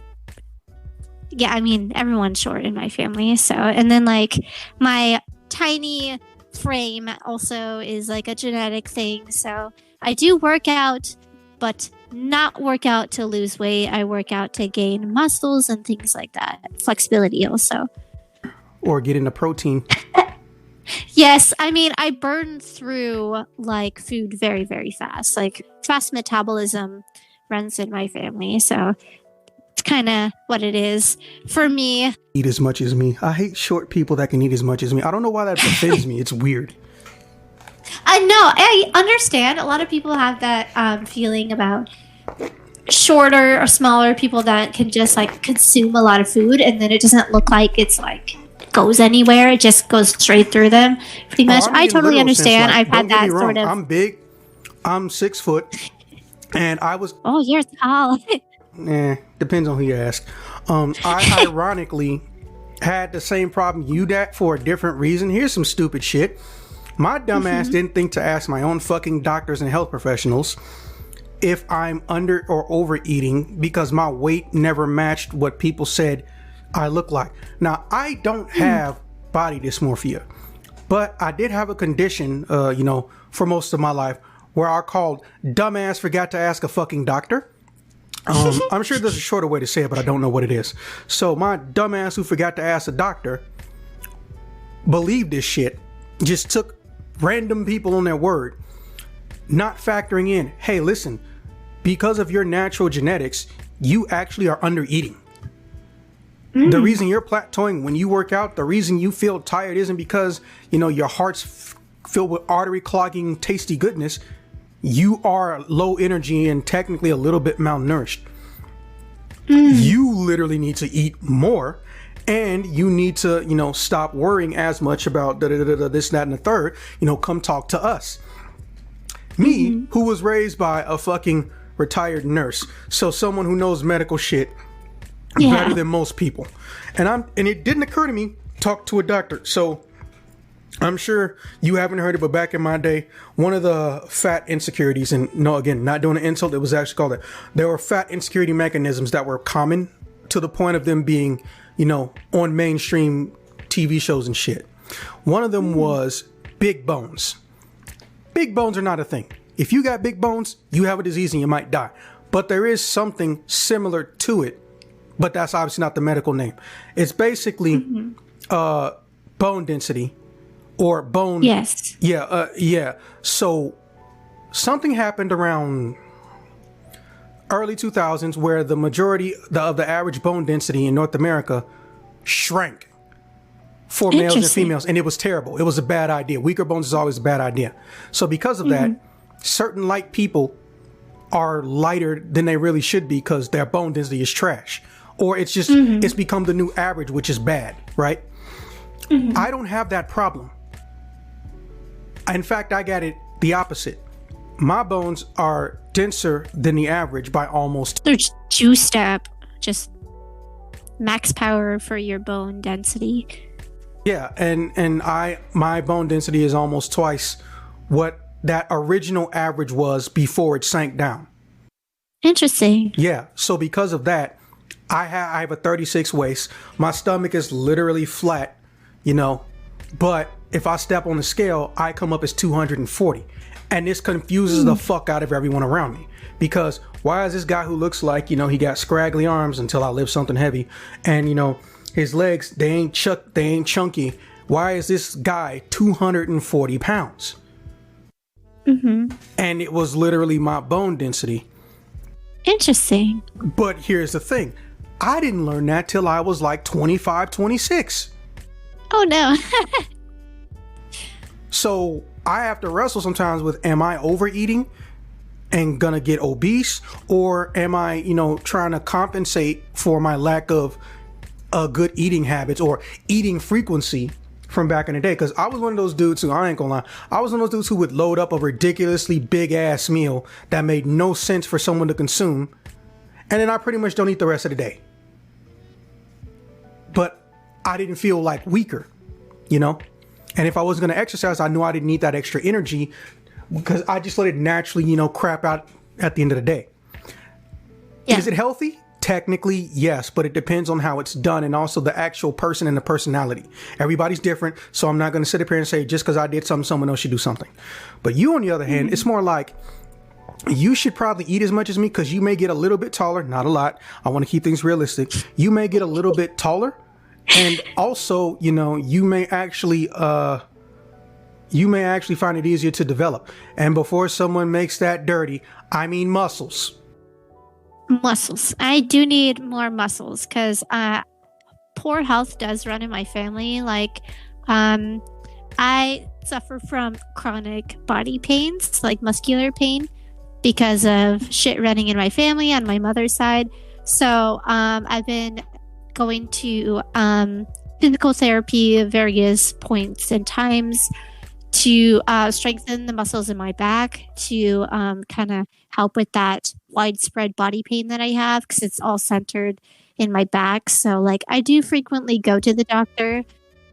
I'm glad you're being proactive about it because I know a lot of people, they don't realize, you're hurting yourself because genetically you're predispositioned, and they just go, well, nothing I can do. Like, no, there's a lot of shit you can do. Yeah, exactly. Like, if I can make it hurt less, then I'm going to do everything I can to make it hurt less. But my mother is the opposite, where she has the same sort of issue, but she never wants to work out to try to fix that. She will just rely on prescription pain medication and things like that. So that's not the kind of life that I want to have. I'm happy to hear So it. I've been trying to do my best to do what I can to help my body the best that I can, because my odds are not very great from what it's looking like by my health standards. That's not saying that I'm gonna die in the next 20 years, but I have not been dealt a very good hand when it comes to my health and body health in general. So I'm trying to do the best that I can. But I know it's not also, it's kind of counterintuitive for me to consume the amount of sugar and not eat the amount that I should during the day. But it's also kind of hard to break that habit because as I was growing up, I grew up less fortunate with money. So It's fine. we grew We've up. all been middle class or lower. Don't worry. We ain't rich, judgy assholes. Yes, I grew up in the lower class. Grew up with like government housing and like government food assistance and all that stuff like my whole entire life. And so That's usually what causes it. It's because it's not even because you couldn't afford it. It's because you never learned what you can do once you get money with your nutrition. Yeah. Like I totally understand. Yeah. And based on your specific problem, I actually have some, well, they're not quick fixes. The best fix is, patience, understanding, and, remembering to eat. But I do have some things that'll actually mitigate some of that eating problem you have. But I'll wait till we're done. Yeah, I'm used to, my body is like used to not eating very much because I didn't get very much meals growing up. So I have grown accustomed to eating small amounts. And so now like all of my friends and like family and like my wife make fun of me, like saying that I have a bird stomach. Like I have such a small appetite where I can eat such a small amount of food and then I can go on the rest of the day like pretty much without it. That's the problem. And I've been there too. I'll definitely go into it once we're done. The internet does need to know about too much medical stuff. Yes. So if anyone's looking at my body and thinking, oh, I want to look like that, just know my body is unhealthy and there's a lot of things I want to improve with that. And so I don't want anyone to hear this and take that into consideration that they should do that. Because that's not something you should do. I acknowledge my way of eating and my way of taking care of my health is not the greatest. So just a disclaimer, I don't want to be responsible if you decide to do something that is not good for you. I'm glad you mentioned that. I wish you the best of luck in your recovery / attempts at getting to my age a lot more peaceful and graceful. Yes. All right. So moving into the next thing. What are you currently playing? Like what games float in your head currently? So it's funny that you mentioned Final Fantasy 15 because I have been playing Final Fantasy 15 for the first time. Yes, I'm playing the PC version. My wife is a really big fan of Final Fantasy 15. It's one of her favorite Final Fantasy games. So I've been playing that on behalf of her request. And it was on sale at the time on Steam. So I've been playing Final Fantasy 15. I haven't gotten to touch it in a while because I've been like super fucking busy. But I got Final Fantasy 15. But I also recently got Persona 5. So been playing Persona 5 a little bit lately. My wife likes the Persona games a lot too, and I've been like told that Persona 5 is pretty good, so I've been trying that. I haven't gotten very far in that one. I won't spoil it for you, but I'll tell you this. Have you ever in your life played a fucking RPG that insults your intelligence so much that they tell you how to beat a boss while you're playing the game and you can't turn it off? No, I haven't, but I am so looking forward to it. Well, the last game that I've primarily been playing, besides trying to go through my hard mode Bayonetta playthrough for Bayonetta 1, is I've been playing Monster Hunter Rise. So, been enjoying it. No, I have the Switch version, unfortunately. So, I could get it on my PC, but my PC is like super fucking crap. It's a Windows 7. It's running real slow. It barely runs Final Fantasy 15. Okay, I don't know if you know this, but Windows 11 can run on that machine. You might want to at least update the operating system. It's pretty cheap. It's like... Maybe. Yeah, my PC's very old. It was gifted to me. So, it's quite always do old. internal upgrades. If you don't know how, I can walk you through it. But you can install newer operating systems. You don't have to keep 7. Yeah, I do definitely need an upgrade. I'm just cheap and I don't really sit at my computer as much as I would like to these days. So I will eventually get to it. But I have been playing Monster Hunter Rise on my Switch. So I've been having fun with that. You have no idea how many of my friends have been wanting to get me to play Monster Hunter with them. And then there's a Black Friday sale. I got the entirety of Monster Hunter Rise, including that new shit, Sunbreak, for like 40 bucks. And the first thing I found out, everybody I know is playing on the fucking Switch. Yeah, that sucks. That sucks real bad. Damn, I'm being punished for getting a new machine and wanting to test it out. I'm so sorry. Yeah. But, moving on. What are you currently watching besides Chainsaw Man? Well, I have not been watching Chainsaw Man, but I did read the manga, which was really good. It's one of my favorites. I would say I haven't caught up with where it is animation-wise. Same thing with like Spy Family. We have kind of caught up on it, but we have been reading the manga as it's been coming out. So, I mainly read things Someone now. who actually remembers to read. Yes, I only really have the time to read because I take the train to work, like the public transit to work. So I have some time, so I usually end up reading. I'm from Portland, Oregon. Oh, yeah, they actually got a pretty good train system out there. That's saying something. I actually respect their train system, and I'm from Chicago. We usually shit on everybody else's train system. Yeah, nice. Well, I'm glad that ours isn't entirely shitty. I mean, it's kind of shitty, but it's not the worst that it could be out there. Nah, that title goes to Michigan, but that's another story. I'll take your word for it. I've never been on the East Coast before. Wow, that's surprising. I mean, I grew up poor, so I definitely didn't have the chance to go anywhere. Like, I just visited the Philippines, and that was my first time out of the country, and my first time traveling alone, and my first time traveling outside of the West Coastline. So had much fun and made great memories. Yes, I did. It's very fun.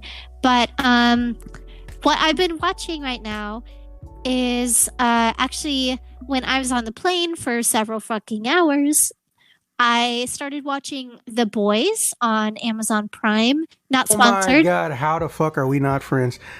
I know. Like, I've been recommended it so many times. Like, everyone's like, oh my god, Clover, you would absolutely love this. This is like so up your alley, because I love superheroes. I grew up with superheroes. And I also love gore and horror and just like fucked up things in general. It's like, that's just how I grew up and that's just what I love. And so they're like, you would love it. You know, to each his own. For me, it's more of, I hated the idea of the eternally angelized superhero. Yes. Let's be honest. You and I both know 90% of the people who, if got superpowers, 90% of them would be acting like they do on The Boys. We Absolutely. know this. I totally agree. It's because, well, and it's not even just because, well, absolute power absolutely corrupts. No, it's because they're terrible human beings to begin with. Them being super doesn't help. That's the thing people don't seem to understand.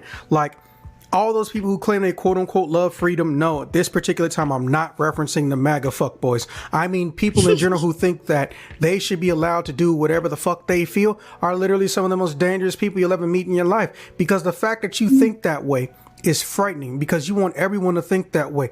You've never lived in a place where bandits could run through and kidnap your sister and you never see her again until 20 years later when her sons come through that bandit camp again to kidnap somebody else's daughter. You've never been to a place where someone could be taught how to fucking shoot a gun and that they should hate some people that they've never even met before they learned how to read, if they learn how to read. Don't sit up here and tell me you want humanity to have absolute freedom, because all that means is you're spoiled and you're arrogant and you never thought it out and you're a sociopath.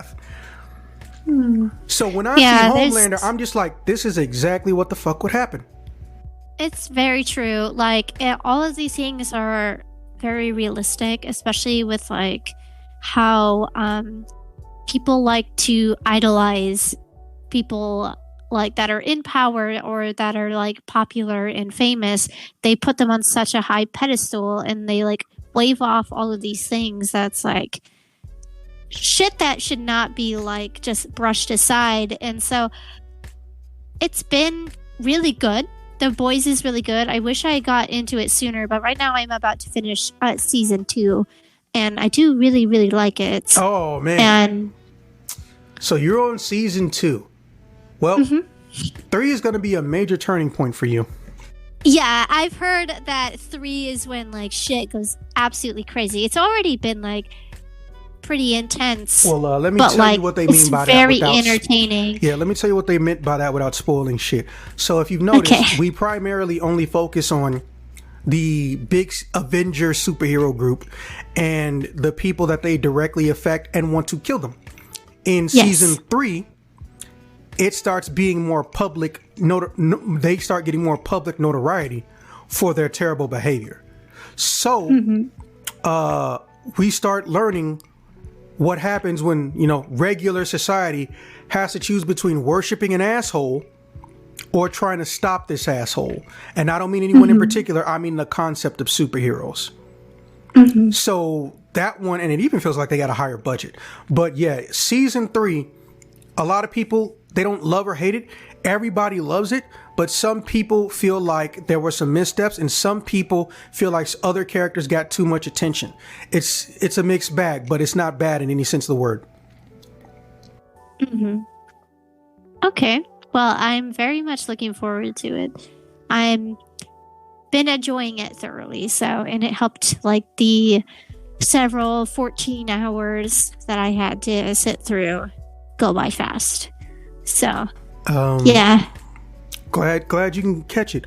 Okay, so I know this is pretty very, very nebulous, but there's no wrong answers. Advice for people getting into cosplay. What are some do's and some don'ts? So I've been cosplaying for 10 years now. Like this year is my 10-year anniversary. I know. Goddamn. It's been a long fucking time. Yeah.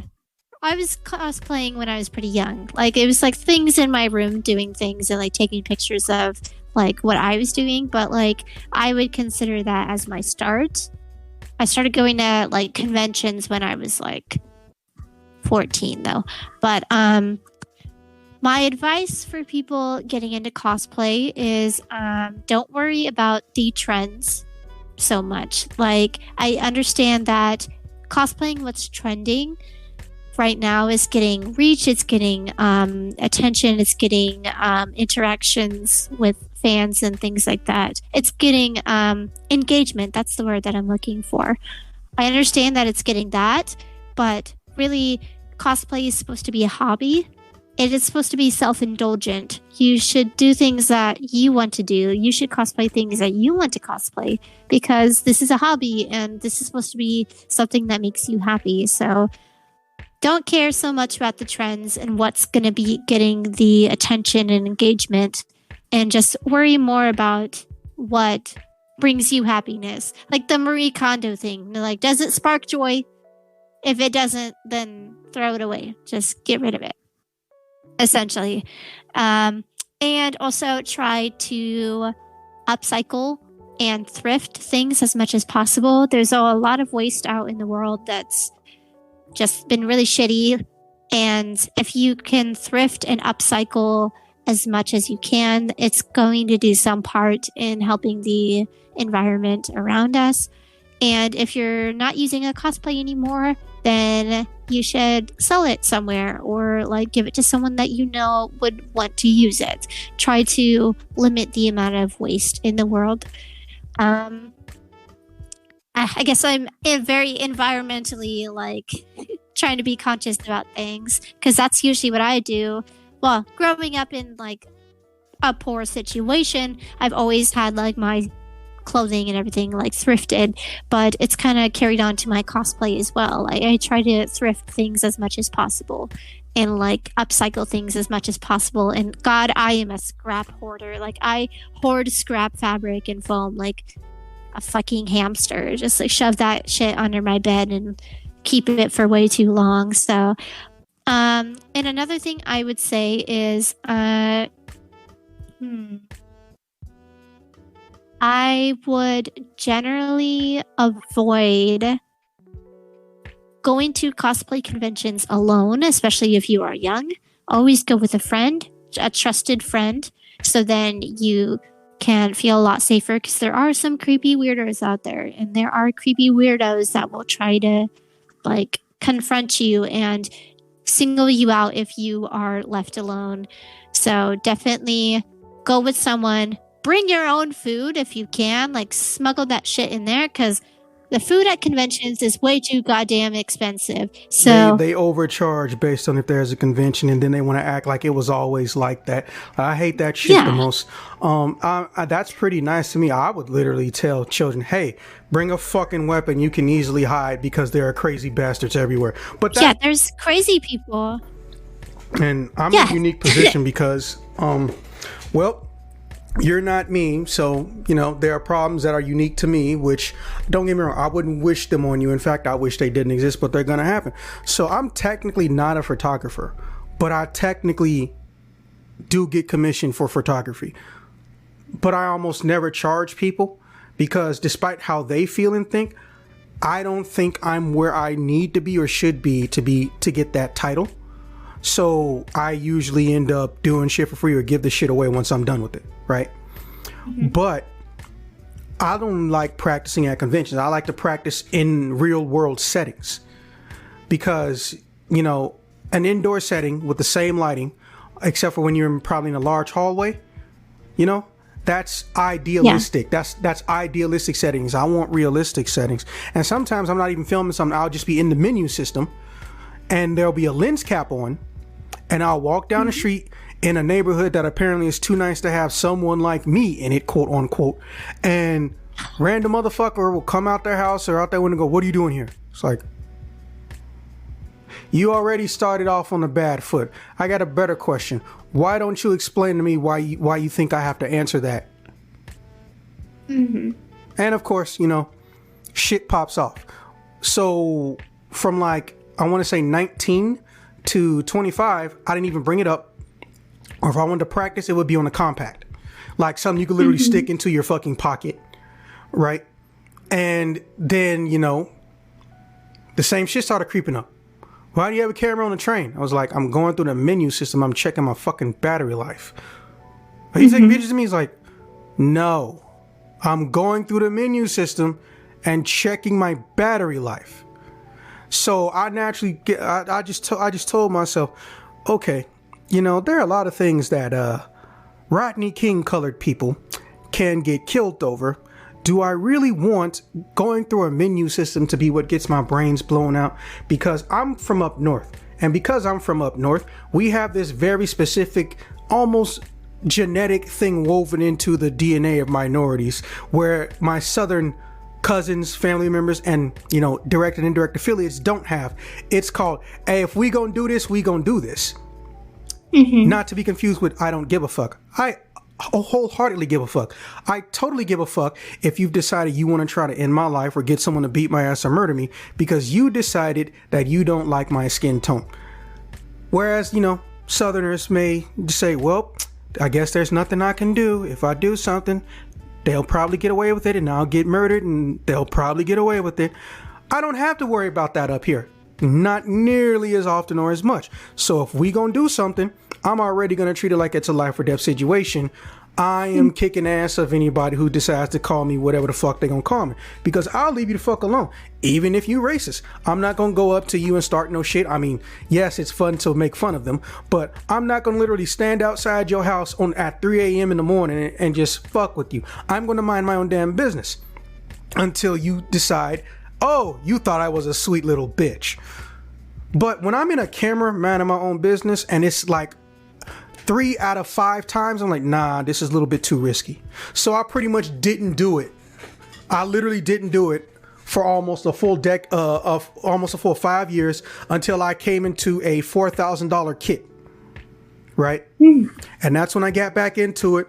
And don't get me wrong, I thoroughly enjoy how nice and respectable the people are, even if they're like, you know, self-obsessed OnlyFanners or whatever they want to call themselves.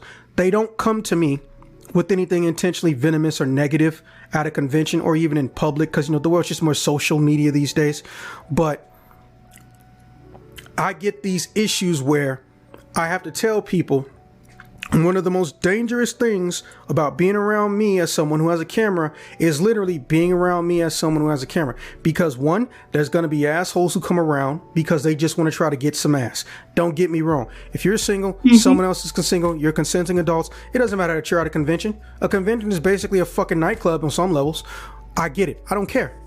But there will still be other people, some of which who even take pictures, and I've gotten them arrested, who are literally sincerely up to no good, or they're just straight up a fucking pedophile or a hebephile.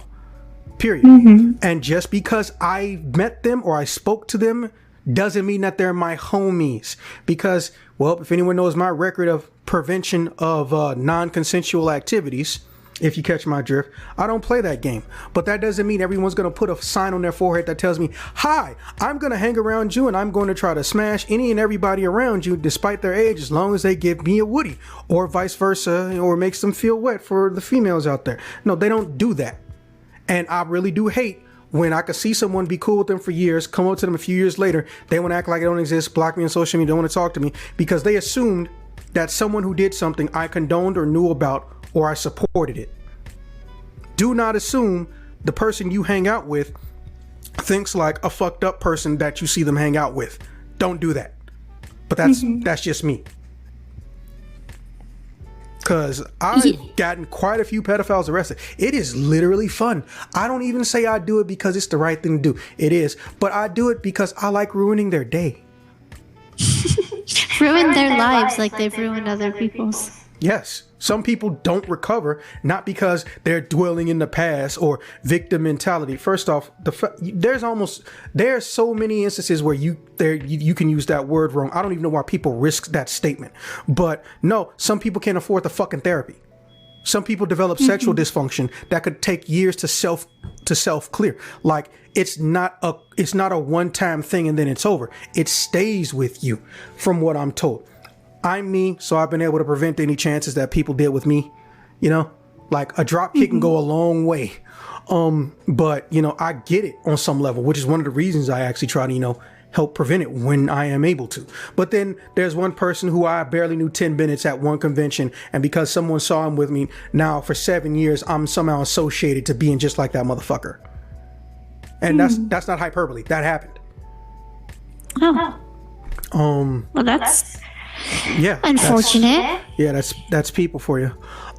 What's something you're looking forward to in 2023? Well, I'm curious. I wouldn't say I'm looking forward to it, but I'm curious to see how Bayonetta Origins is gonna turn out. Because, what the fuck was that? I'm very curious about that. And I'm excited for Breath of the Wild 2 to come out. And I don't really have anything else looking forward to in 2023. Of course I'll be excited for Resident Evil 4 Remake. I just totally forgot that it is coming out in 2023. Oh my god. Exciting. Another thing to look forward to. Okay. What ever thought about divulging a life story for the masses? And no, I don't mean like, hey, here's your origin story. I mean, you ever thought about telling a funny story or thing that happened to you online on like YouTube or something? Not necessarily, because I don't feel like I'm the most interesting person ever. Like, I don't leave my house, so I don't have a lot of stories to tell. So it's just mainly sad, depressing life things. So I feel like no one really wants to hear about that, and I don't really need to tell it. So maybe if I did more interesting things with my life and actually went out and did things and had a reason to do story times, then maybe, but I have not really ever thought about it. Being an internet personality, that's not something I thought about doing in the slightest. I didn't even expect people to even give a shit about my Bayonetta related things on Twitter. So it was quite surprising. So I never thought about it. I do. It's just Well, I am extremely introverted. Like, I am, well, because of the chronic body pain that I suffer with, I get very worn out very easily. So, going out and doing things takes a lot of like physical strength for me to do. So, and then it also takes mental strength because I need to um, force myself to go out and socialize because I'm not someone that likes to socialize. I can socialize just fine. I don't have any social anxiety or anything of the sort, but I just get extremely worn out socially and mentally when I have to go out and do things. And I consider my full time job, which is partially customer service, to be a social interaction. So it drains my social meter a lot. So physically and socially, it takes out a lot of energy for me to go out and do things and go have plans and things. Like this year, I've done the most things I've ever done, like had the most plans I've ever had this year. Like I went to a Breaking Benjamin concert with my friend. I went to a My Chemical Romance concert with my friend. And then like I go to one convention a year, and that's about it. Sometimes it's two. And then like I did like my Philippines trip and other things like that. Well, I'm glad you enjoy, not so much getting out of your comfort zone, but exploring, because there's a different, you can be an introvert and still want to explore. I hate to say it, but museums and art galleries fill to the brim with introvert people because people aren't really talking in there, but they're still there. Yeah. Like my wife and I went to, when we were in the Philippines, we went to a museum and it was gorgeous there. And like, I really enjoyed it. It's just physically is a lot for me at the moment to go out and do fun, adventurous things. So maybe if I physically was dealt a little bit of a better hand, or if my health was a little bit better, then maybe I would enjoy it a little bit more. But I am very introverted and I thrive being alone. Well, I mean, the internet is the biggest isolation chamber that everyone's in simultaneously. So, I mean, hey, at least you're learning basic social cues and how to hang out without physically being in the same space. So, don't get me wrong. I understand it completely, even though I don't have those same conditions. I've known people with them. So I always look at it like a positive.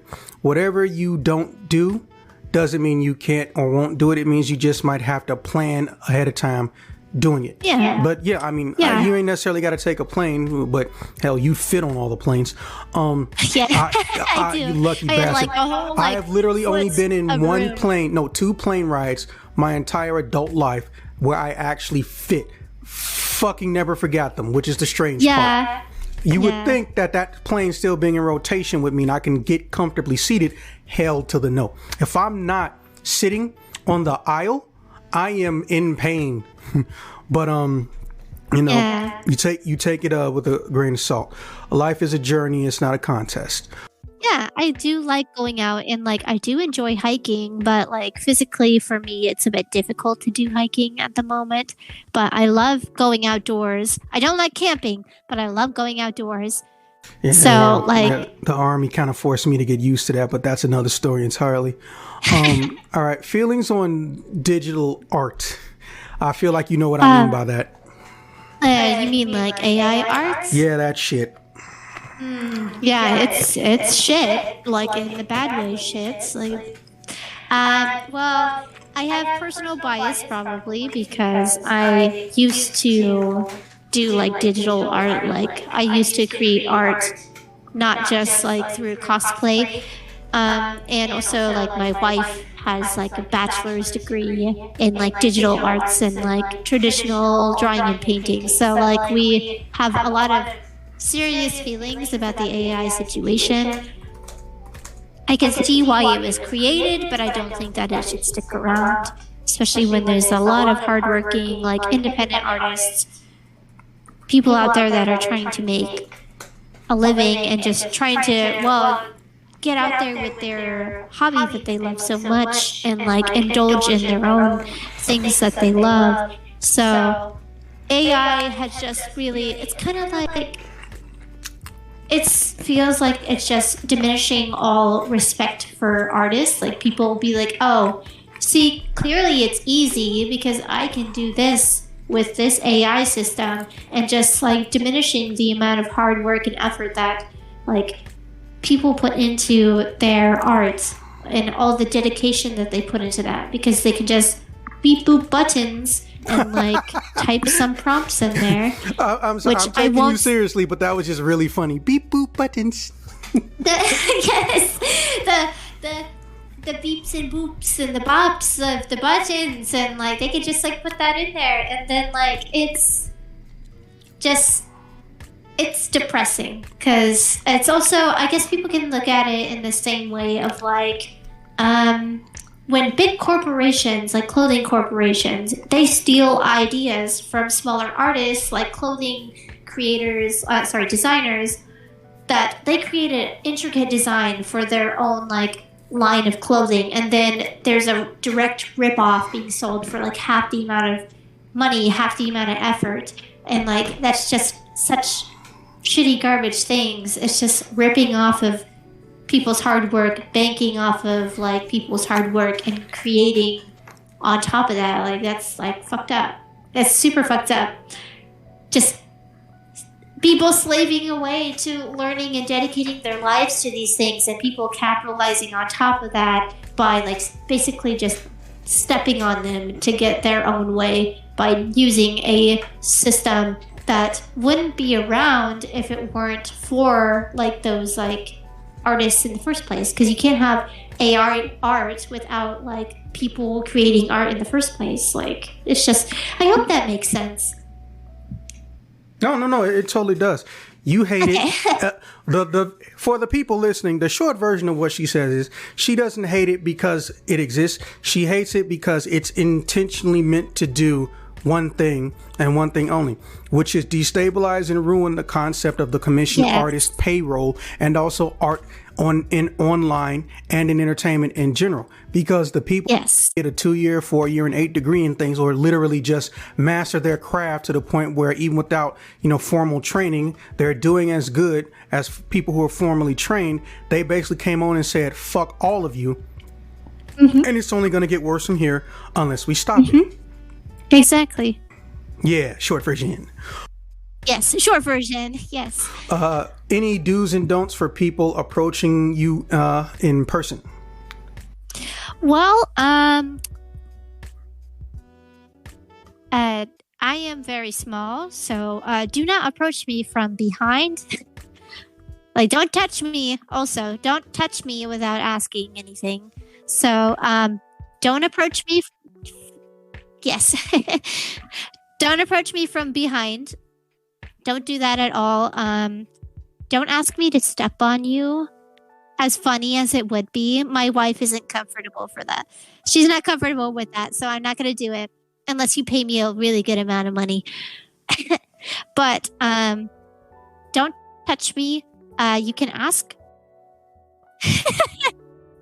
Listen, never give them what they want for free is what I say. So if you want me to step on you, you have to give me at least $100. So, man. And if you want me to sit on you, that's a whole nother thing. You're gonna have to get to like the 200 range if you want me to sit on you. But never give them what they want for free. Oh my god. I'm just saying, it's true. But don't approach me from behind. And if you know my name, like my actual name in real life, don't call me that when we're in a public place, because I don't like to have my personal information out there, because there's too many creeps and there's a person I don't want to know where I am located. So, and you are absolutely welcome to call me Peachie Clover or Peachie or Clover, and you're absolutely welcome to ask for a hug or if you can touch my hands or something like that, as long as you ask. What do you mean? Why are you laughing? I wasn't. Look, I had no idea how this night was gonna go. I'm not offended in the slightest. I think this is fucking hilarious. I just didn't think it would be this fucking hilarious. Oh, is it funny? It might be a little bit funny. Is it because I went from, yeah, you can pay me to do that, a good amount of money? Yeah, and then, you know, well, I've been tiny before, but you've never been a giant, essentially. But you reminded me of so many other fucking tiny people that say like the randomest shit to me and expect me to just know. Like, and it's hilarious. Like, I just remember this one time, a friend of mine, she looked at me dead in the face and she just said, "Zax, how the fuck have I known you for 10 years and you forgot that I'm short?" I was like, I didn't forget that you're short. Why do you think I forgot that you're short? You just helped me do my dishes. Where did you put the dishes? I put them in the cabinet. Oh, yeah. Okay, now where am I? Oh yeah. No. Let's really drive this in. Hold your hand out. And then I held my hand out and she layered her hand on top of mine. And then she went and got the whole hand. She's like, "You see this? Do you see that discrepancy?" I was like, "Yes." "Okay, now go and get all those dishes and put them under the sink." I was like, you know, I fucked up. But if this was any other situation, I would literally, you would probably throw me out of a window. We know that's your favorite fucking catchphrase for short people.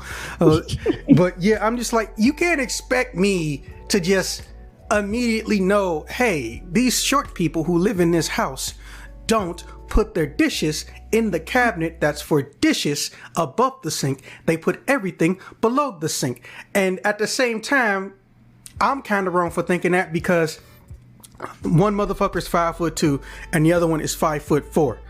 Why would I think that they will put the dishes all the way the fuck up here? I understand, like, if you're not used to a certain thing, then like it's kind of hard to like think in that thought process unless you're actively like trying to. So you're just doing like a menial task of putting dishes away. So you just do it how you always do it. So I totally understand. Yeah, I mean, you are the size I was when I was like 11, maybe 12. Yeah, probably. I haven't been that height in a long time. That was when I would recognize women based on their navels because I was a fucking midget. But yeah. Hey, look, when you short, you learn people how you learn people. And if y'all gonna have y'all crop tops and navels out, I'm gonna see some navels. So I'm like, okay, is there a lump that looked like a hot dog but it's got a few too many wrinkles? Oh, this is Sasha. That one's Kelly.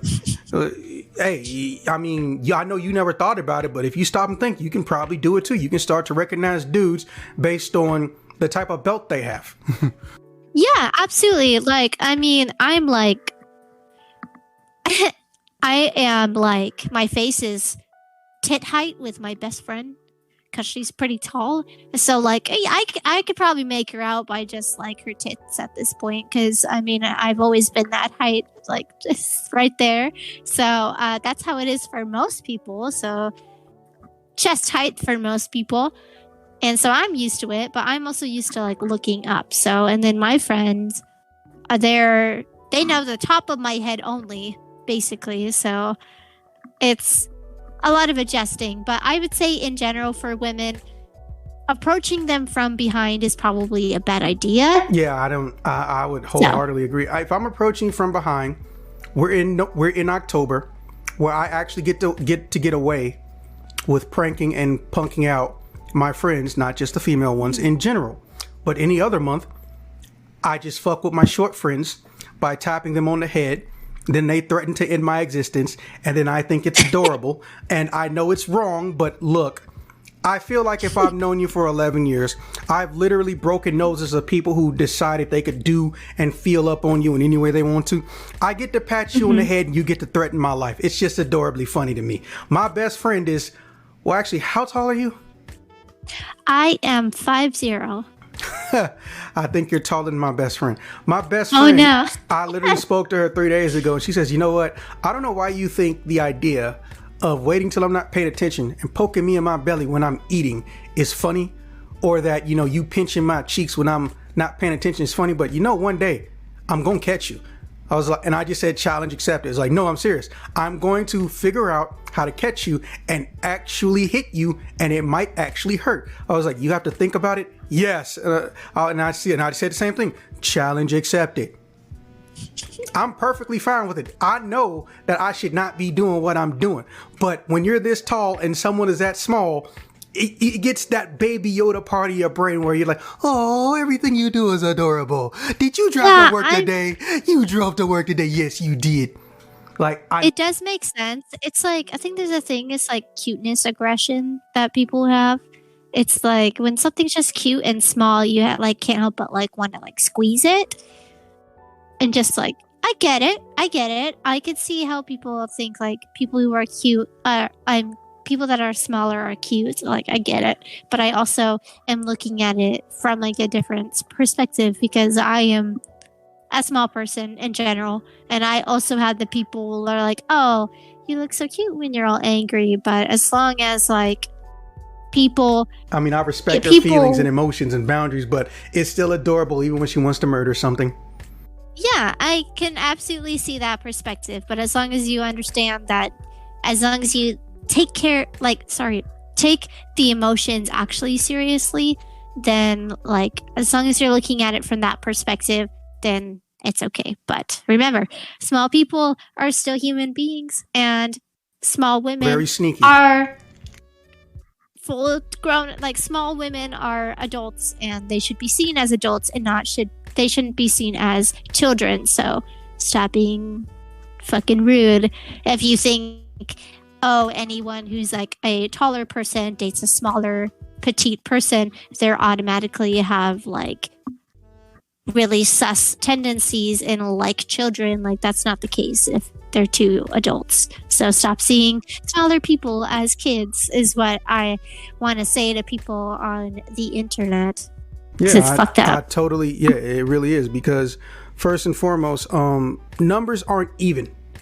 And literally, if there was a 1-to-1 ratio and everyone was straight, numbers still wouldn't be even. And I'm gonna tell you why. Because people die. And you don't know when they're gonna die. So, you know, I won't say get what you can, because that's a little bit too desperate.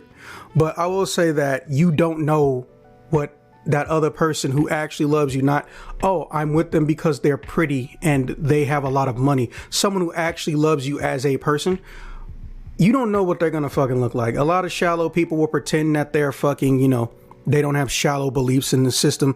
But unfortunately, I learned through literal, you know, just unfortunate ability I have to be bored and go and look up what current scientific or analytical data is being collected or verified once it's going past the research phase and is in the verification phase. And one of the first things you find out is about North American women, or at least they didn't say that they did it in North America, but if it came out in USA, I'm assuming it applies to here. So let me just preference that for someone who says I'm doing a sweeping generalization. A lot of women aren't actually taught to recognize shallow dating behavior in themselves, which is blows my mind. So I'm like, so women don't tell other women and talk about, hey, listen, baby, honey, that's actually a shallow way to try to look for a relationship. That conversation isn't being had. And the answer was essentially, hell no. Well, I was like, wow, that's...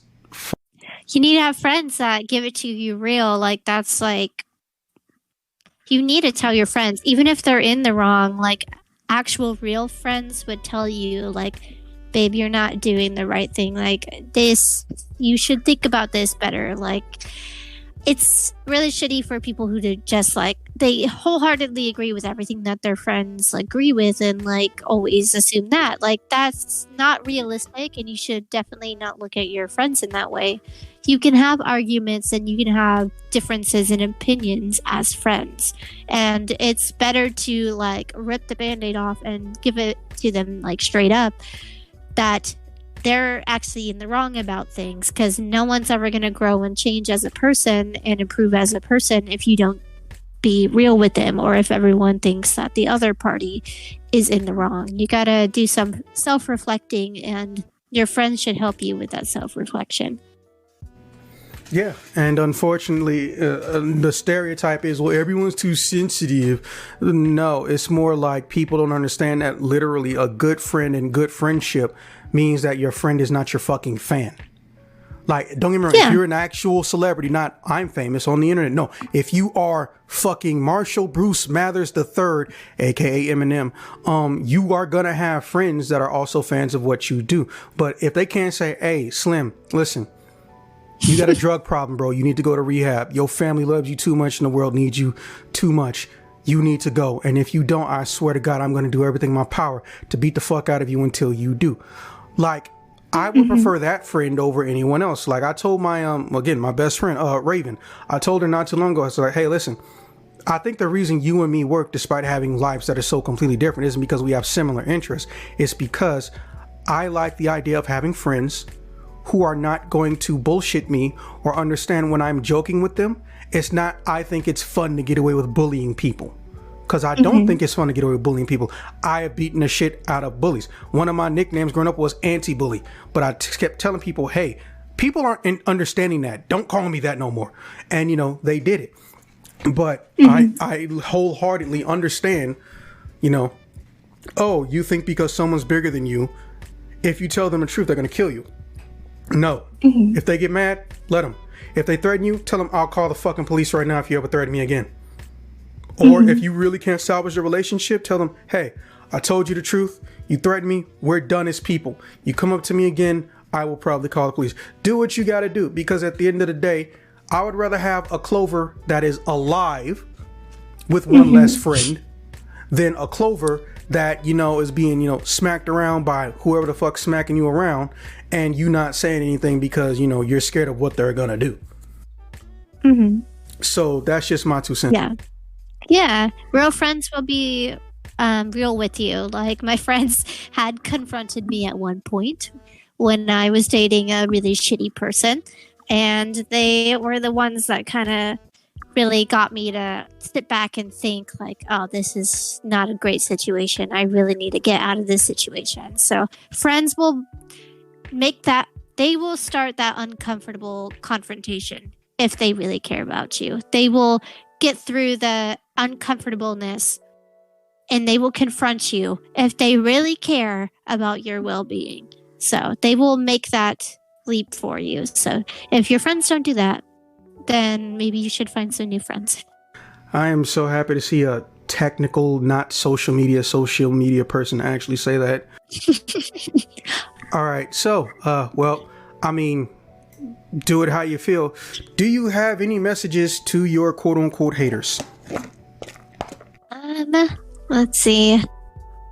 Do you really have nothing better to do with your life than complain about what some 20-something-year-old is doing with their time? Like, do you have nothing else going on that could be possibly more important than that? Because arguably, I'm doing, like, not very much. I could say some pretty, like, out there, like, hot takes, but I mind my business. So is that really, like, bothering you that much where you have to do something about it? God, the amount of people that, like, tore me up over the whole, like, situation, like, of my statements when the whole, like, Helena Taylor thing came out for Bayo 3. Like, holy shit. Yeah, we did kind of gloss over that, but to be fair, most of it got resolved before this interview even happened. I did initially want to talk about it. Don't get me wrong, I wasn't avoiding it. It was more like, well, shit, this got resolved. I guess I need to change like 6 of my questions. But yeah, it's such an interesting thing. Like, that's not something I expected to happen. Nobody expected that to happen. I was sleeping, and then I woke up. I was sick as fuck, and I saw one of my old coworkers from one of my old jobs texted me, and she was like, "Oh my God, did you see this?" And I was like, "What is this?" And so I look at it, and I was like, "What the fuck is going on?" She's in Europe, so she missed the whole voice actor strike situation. She missed the whole North American writer strike situation that happened damn near, 15, 20 years ago at this point. And don't get me wrong, I understand it, but the problem is I don't want to say she has megalomania because that would be fucking rude. I don't want to say she's an asshole as a person. She even said, hey, look, I'm very non-conflictual as a person by nature. And, you know, we saw what she looked like. Look, she probably can't even lift 20 fucking pounds above her head. I get it. But, you know, My issue is that she's trying to do something that the entire world, or at least North America, said, no, this is not up for discussion before she even got involved. Like, I'm still trying to figure out who snitched and told her Bayonetta's made over $400 million. Because see, here's what you have to remember. People say, well, here's a lie. Here's the actual stat. She's lying about it. No. Physical sales are the only sales that are public knowledge for a company. Every other sale, they keep private. Do they need to keep it private? No, but they choose to. Some say it's because they can duck and dodge certain taxes, which is bullshit because the government has to go through the public and private knowledge in most countries. And some people say it's because they want to potentially inflate the valuation of whatever they have so they could potentially squeeze extra money out of some third party that may be interested in whatever, right? Like companies selectively choose when they announce how much profit something is made only in the beneficial statement with the exception of physical sales. So if Bayonetta as a whole has only sold 6 million copies or 10 million copies, no, that's not $400 million in profit. But Bayonetta is a fucking sub-franchise that is co-owned or fully owned by Sega/Nintendo.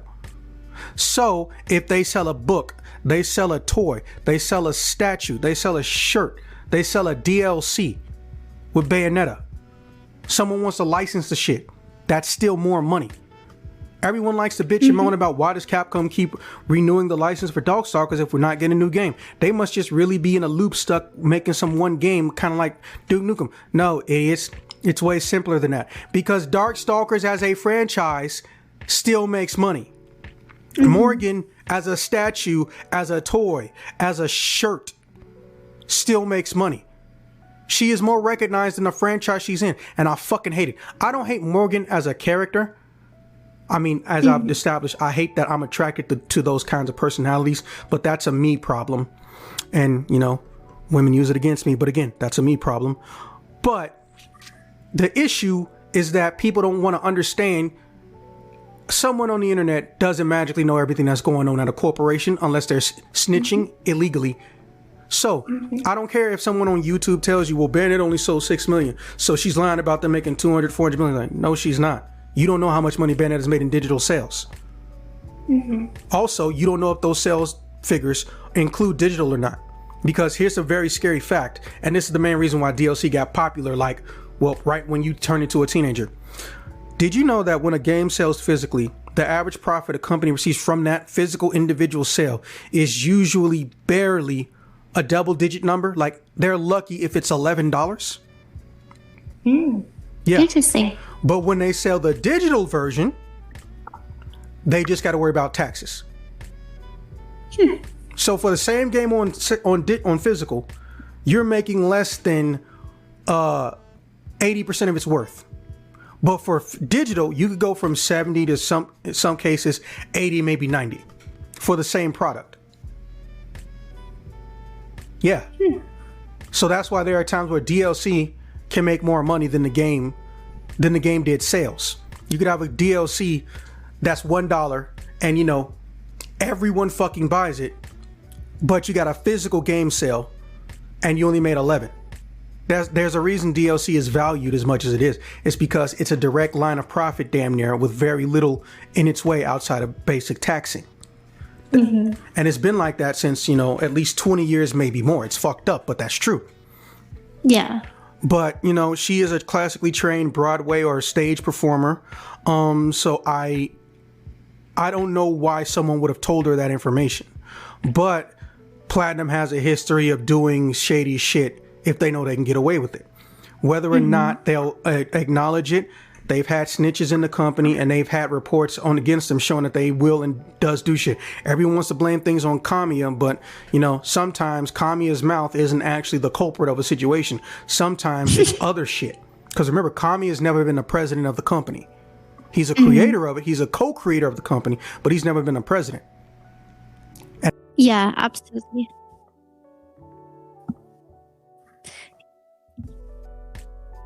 Oh, it was just such a weird, interesting situation. So I had half the people like, yeah. All I did was I just made a statement that like because of the video coming out, I'm not going to cosplay or talk about Bayonetta 3 specifically.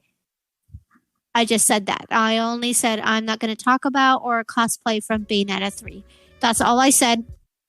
End of story. And so I had like half the people like were like calling me like fucking stupid and all this shit, that why would I believe her, all this stuff. And then the other half of the people are like, yeah, I totally understand. I mean, did you play the game? What if someone just got mad at the game? What the fuck? It was just like, had that, and then like as more information came out, and then it like more information about what she said has come out, then I had other people are like, I bet you feel real fucking stupid about what you said. And I'm like, quite literally, I just said I'm not going to talk about it, and I'm not going to cosplay from Bayonetta 3. That's literally all I said. I didn't say I'm canceling my pre-order, or I am continuing with my pre-order. Like, I literally only said I'm not going to talk about it, and that's it. That's it. And then I had people like, I have like an anonymous like question thing that people can go through like in my link tree. So I had people on there like, if you actually fucking cared, you would like cancel your pre-order and all this shit. I had people like doing that, and like had so many people just getting like mad for all kinds of reasons and stuff like that. And then I also made a statement because someone asked me like, are you still going to be cosplaying from Bayonetta like at all? And I said, Bayonetta 1 and 2, yes I am, but all of my statements are subject to change because I'm waiting for more information. And so when more information came out and everything, I said that basically I don't regret supporting Helena at the time when the videos came out, because I'd rather support a possible victim of corporate capitalism abuse than like just some big money corporation, because they don't need my support, they don't need my help, because they have like a million other people. They don't care if I exist, but if I can support a possible victim of this and something that has already been an issue with like voice actors not being paid in general, like I'd rather support that than a company that doesn't care about my existence anyways. So I don't regret voicing my support for her at the time when it came out. So people just find reasons to be like really upset, but I just said my opinion and my like statements on the matter are subject to change, because they are. But the people were mad thinking I was like choosing a specific side, but I literally didn't point out if I ever canceled my pre-order or if I kept my pre-order. Yeah, so you just want to, make an assumption, and that's one of the biggest problems. Make an assumption makes an ass out of you. That's why it's spelled ASSU. Yes, exactly. Yeah, it was weird for me because, fuck the bullshit. I'm not going to go through the whole conversation, because, hey, a private conversation is a private conversation. But me and Raccoon spoke about this.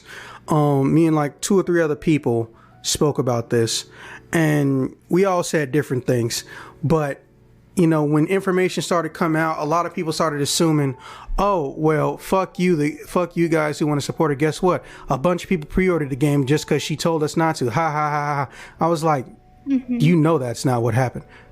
People forget that the game was coming out or didn't know it was coming out because we didn't even get promotional marketing and advertisement and a fucking release date until 3 months before it came out.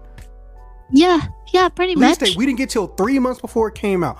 So if you saw this game and heard about it 5 years ago, you might have forgot that it was even coming, especially when you went to the store after seeing it at the Game Awards, that little 2-second trailer, and they said, oh, it's not available for pre-order. Okay. Speed forward 5 years later, 4 years later, you fucking forgot. That's what happened. People forget. And they're trying to act like that has something to do with Helena Taylor. I was like, look, I got no problem with actors unless they're a terrible, shitty fucking person. And sometimes there are good actors who have shitty personalities, and sometimes there are good actors who can do something shitty. But here's the thing, that's human nature. The problem is a lot of them don't want to own up to shit because they think that it could, hurt their wallet, or they're worried about an image. They're not worried about if they're a better person from learning from their mistake. They're worried about if I can get away with my shitty personality and still work, or my shitty beliefs and still get a job, instead of fixing the shit, which is a fucking problem, but that's a human problem, not an actor problem. Look, the big problem that we had back in the day, and you may not remember this or even remember when it happened, because at the time you would have probably been like maybe 6 or 7, but the voice actor strike happened for a rate increase negotiation that needed to really reflect inflation and modern day living standards, right? Mm-hmm. That was fine. However, towards the end of it, some representatives started saying they wanted royalties. And of course, the gaming industry did their famous James Jonah Jameson impression, and they just paused and started laughing. First and foremost, if the programmers can't even get fucking guaranteed residuals, they can't get guaranteed post-production payment. And here you are, doing the least amount of work out of possibly everybody on the project. Mm-hmm. Why the fuck do you think you just magically get royalties? Well, movie actors do. I was like, yes. And guess what? It's not all of them. Musicians do. Yes. And guess what? It's not all of them. But they also contribute more.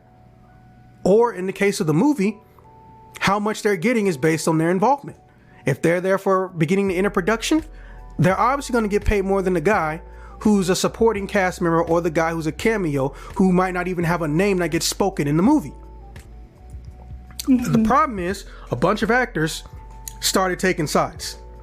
And then when they lost, they started getting real quiet. Yes, they're getting more pay, but they're not getting royalties. Mm-hmm. They just shut up and took it. She didn't want to do that, but also, again, she's not from North America. Mm-hmm. I don't know what she was expecting to happen. They were giving her a ridiculous amount of money that is well above the average scale. And on top of it, they even tried to do a peace offering negotiation. Her problem was she didn't want to get something that wasn't royalties. She's allowed to think like that. Is it wrong? Technically, no. But was it realistic? Hell the fuck no. Mm-hmm. That's why I don't have any problems with Helena Taylor. Yeah. But the internet's the internet. So people made a bunch of social media posts. People started claiming things and all this other shit. And then dumbasses just believe. It's like anytime someone tries to use the word woke as if it's a derogatory insult. I was like, do you understand that the actual concept of that slang term is to denote the realization of manipulation in your life in some way, shape, and form by a third party, and you coming to the realization that they're doing it for selfish reasons, or they're manipulating you for negative effects to happen? Mm-hmm. And if you knew that, why the fuck are you using it as an insult? Do you know how that makes you look? But no one wants to care if they're right. They want to care if they want to care if they feel wrong or get caught being wrong. And that's why I'm glad I'm not like that. But that's pretty much it. So me and Clover have some non-YouTubey shit to discuss, or podcasty shit to discuss, and I will see you guys in the next one. Happy New Year, and see you in 2023. Happy New Year. Thanks for listening.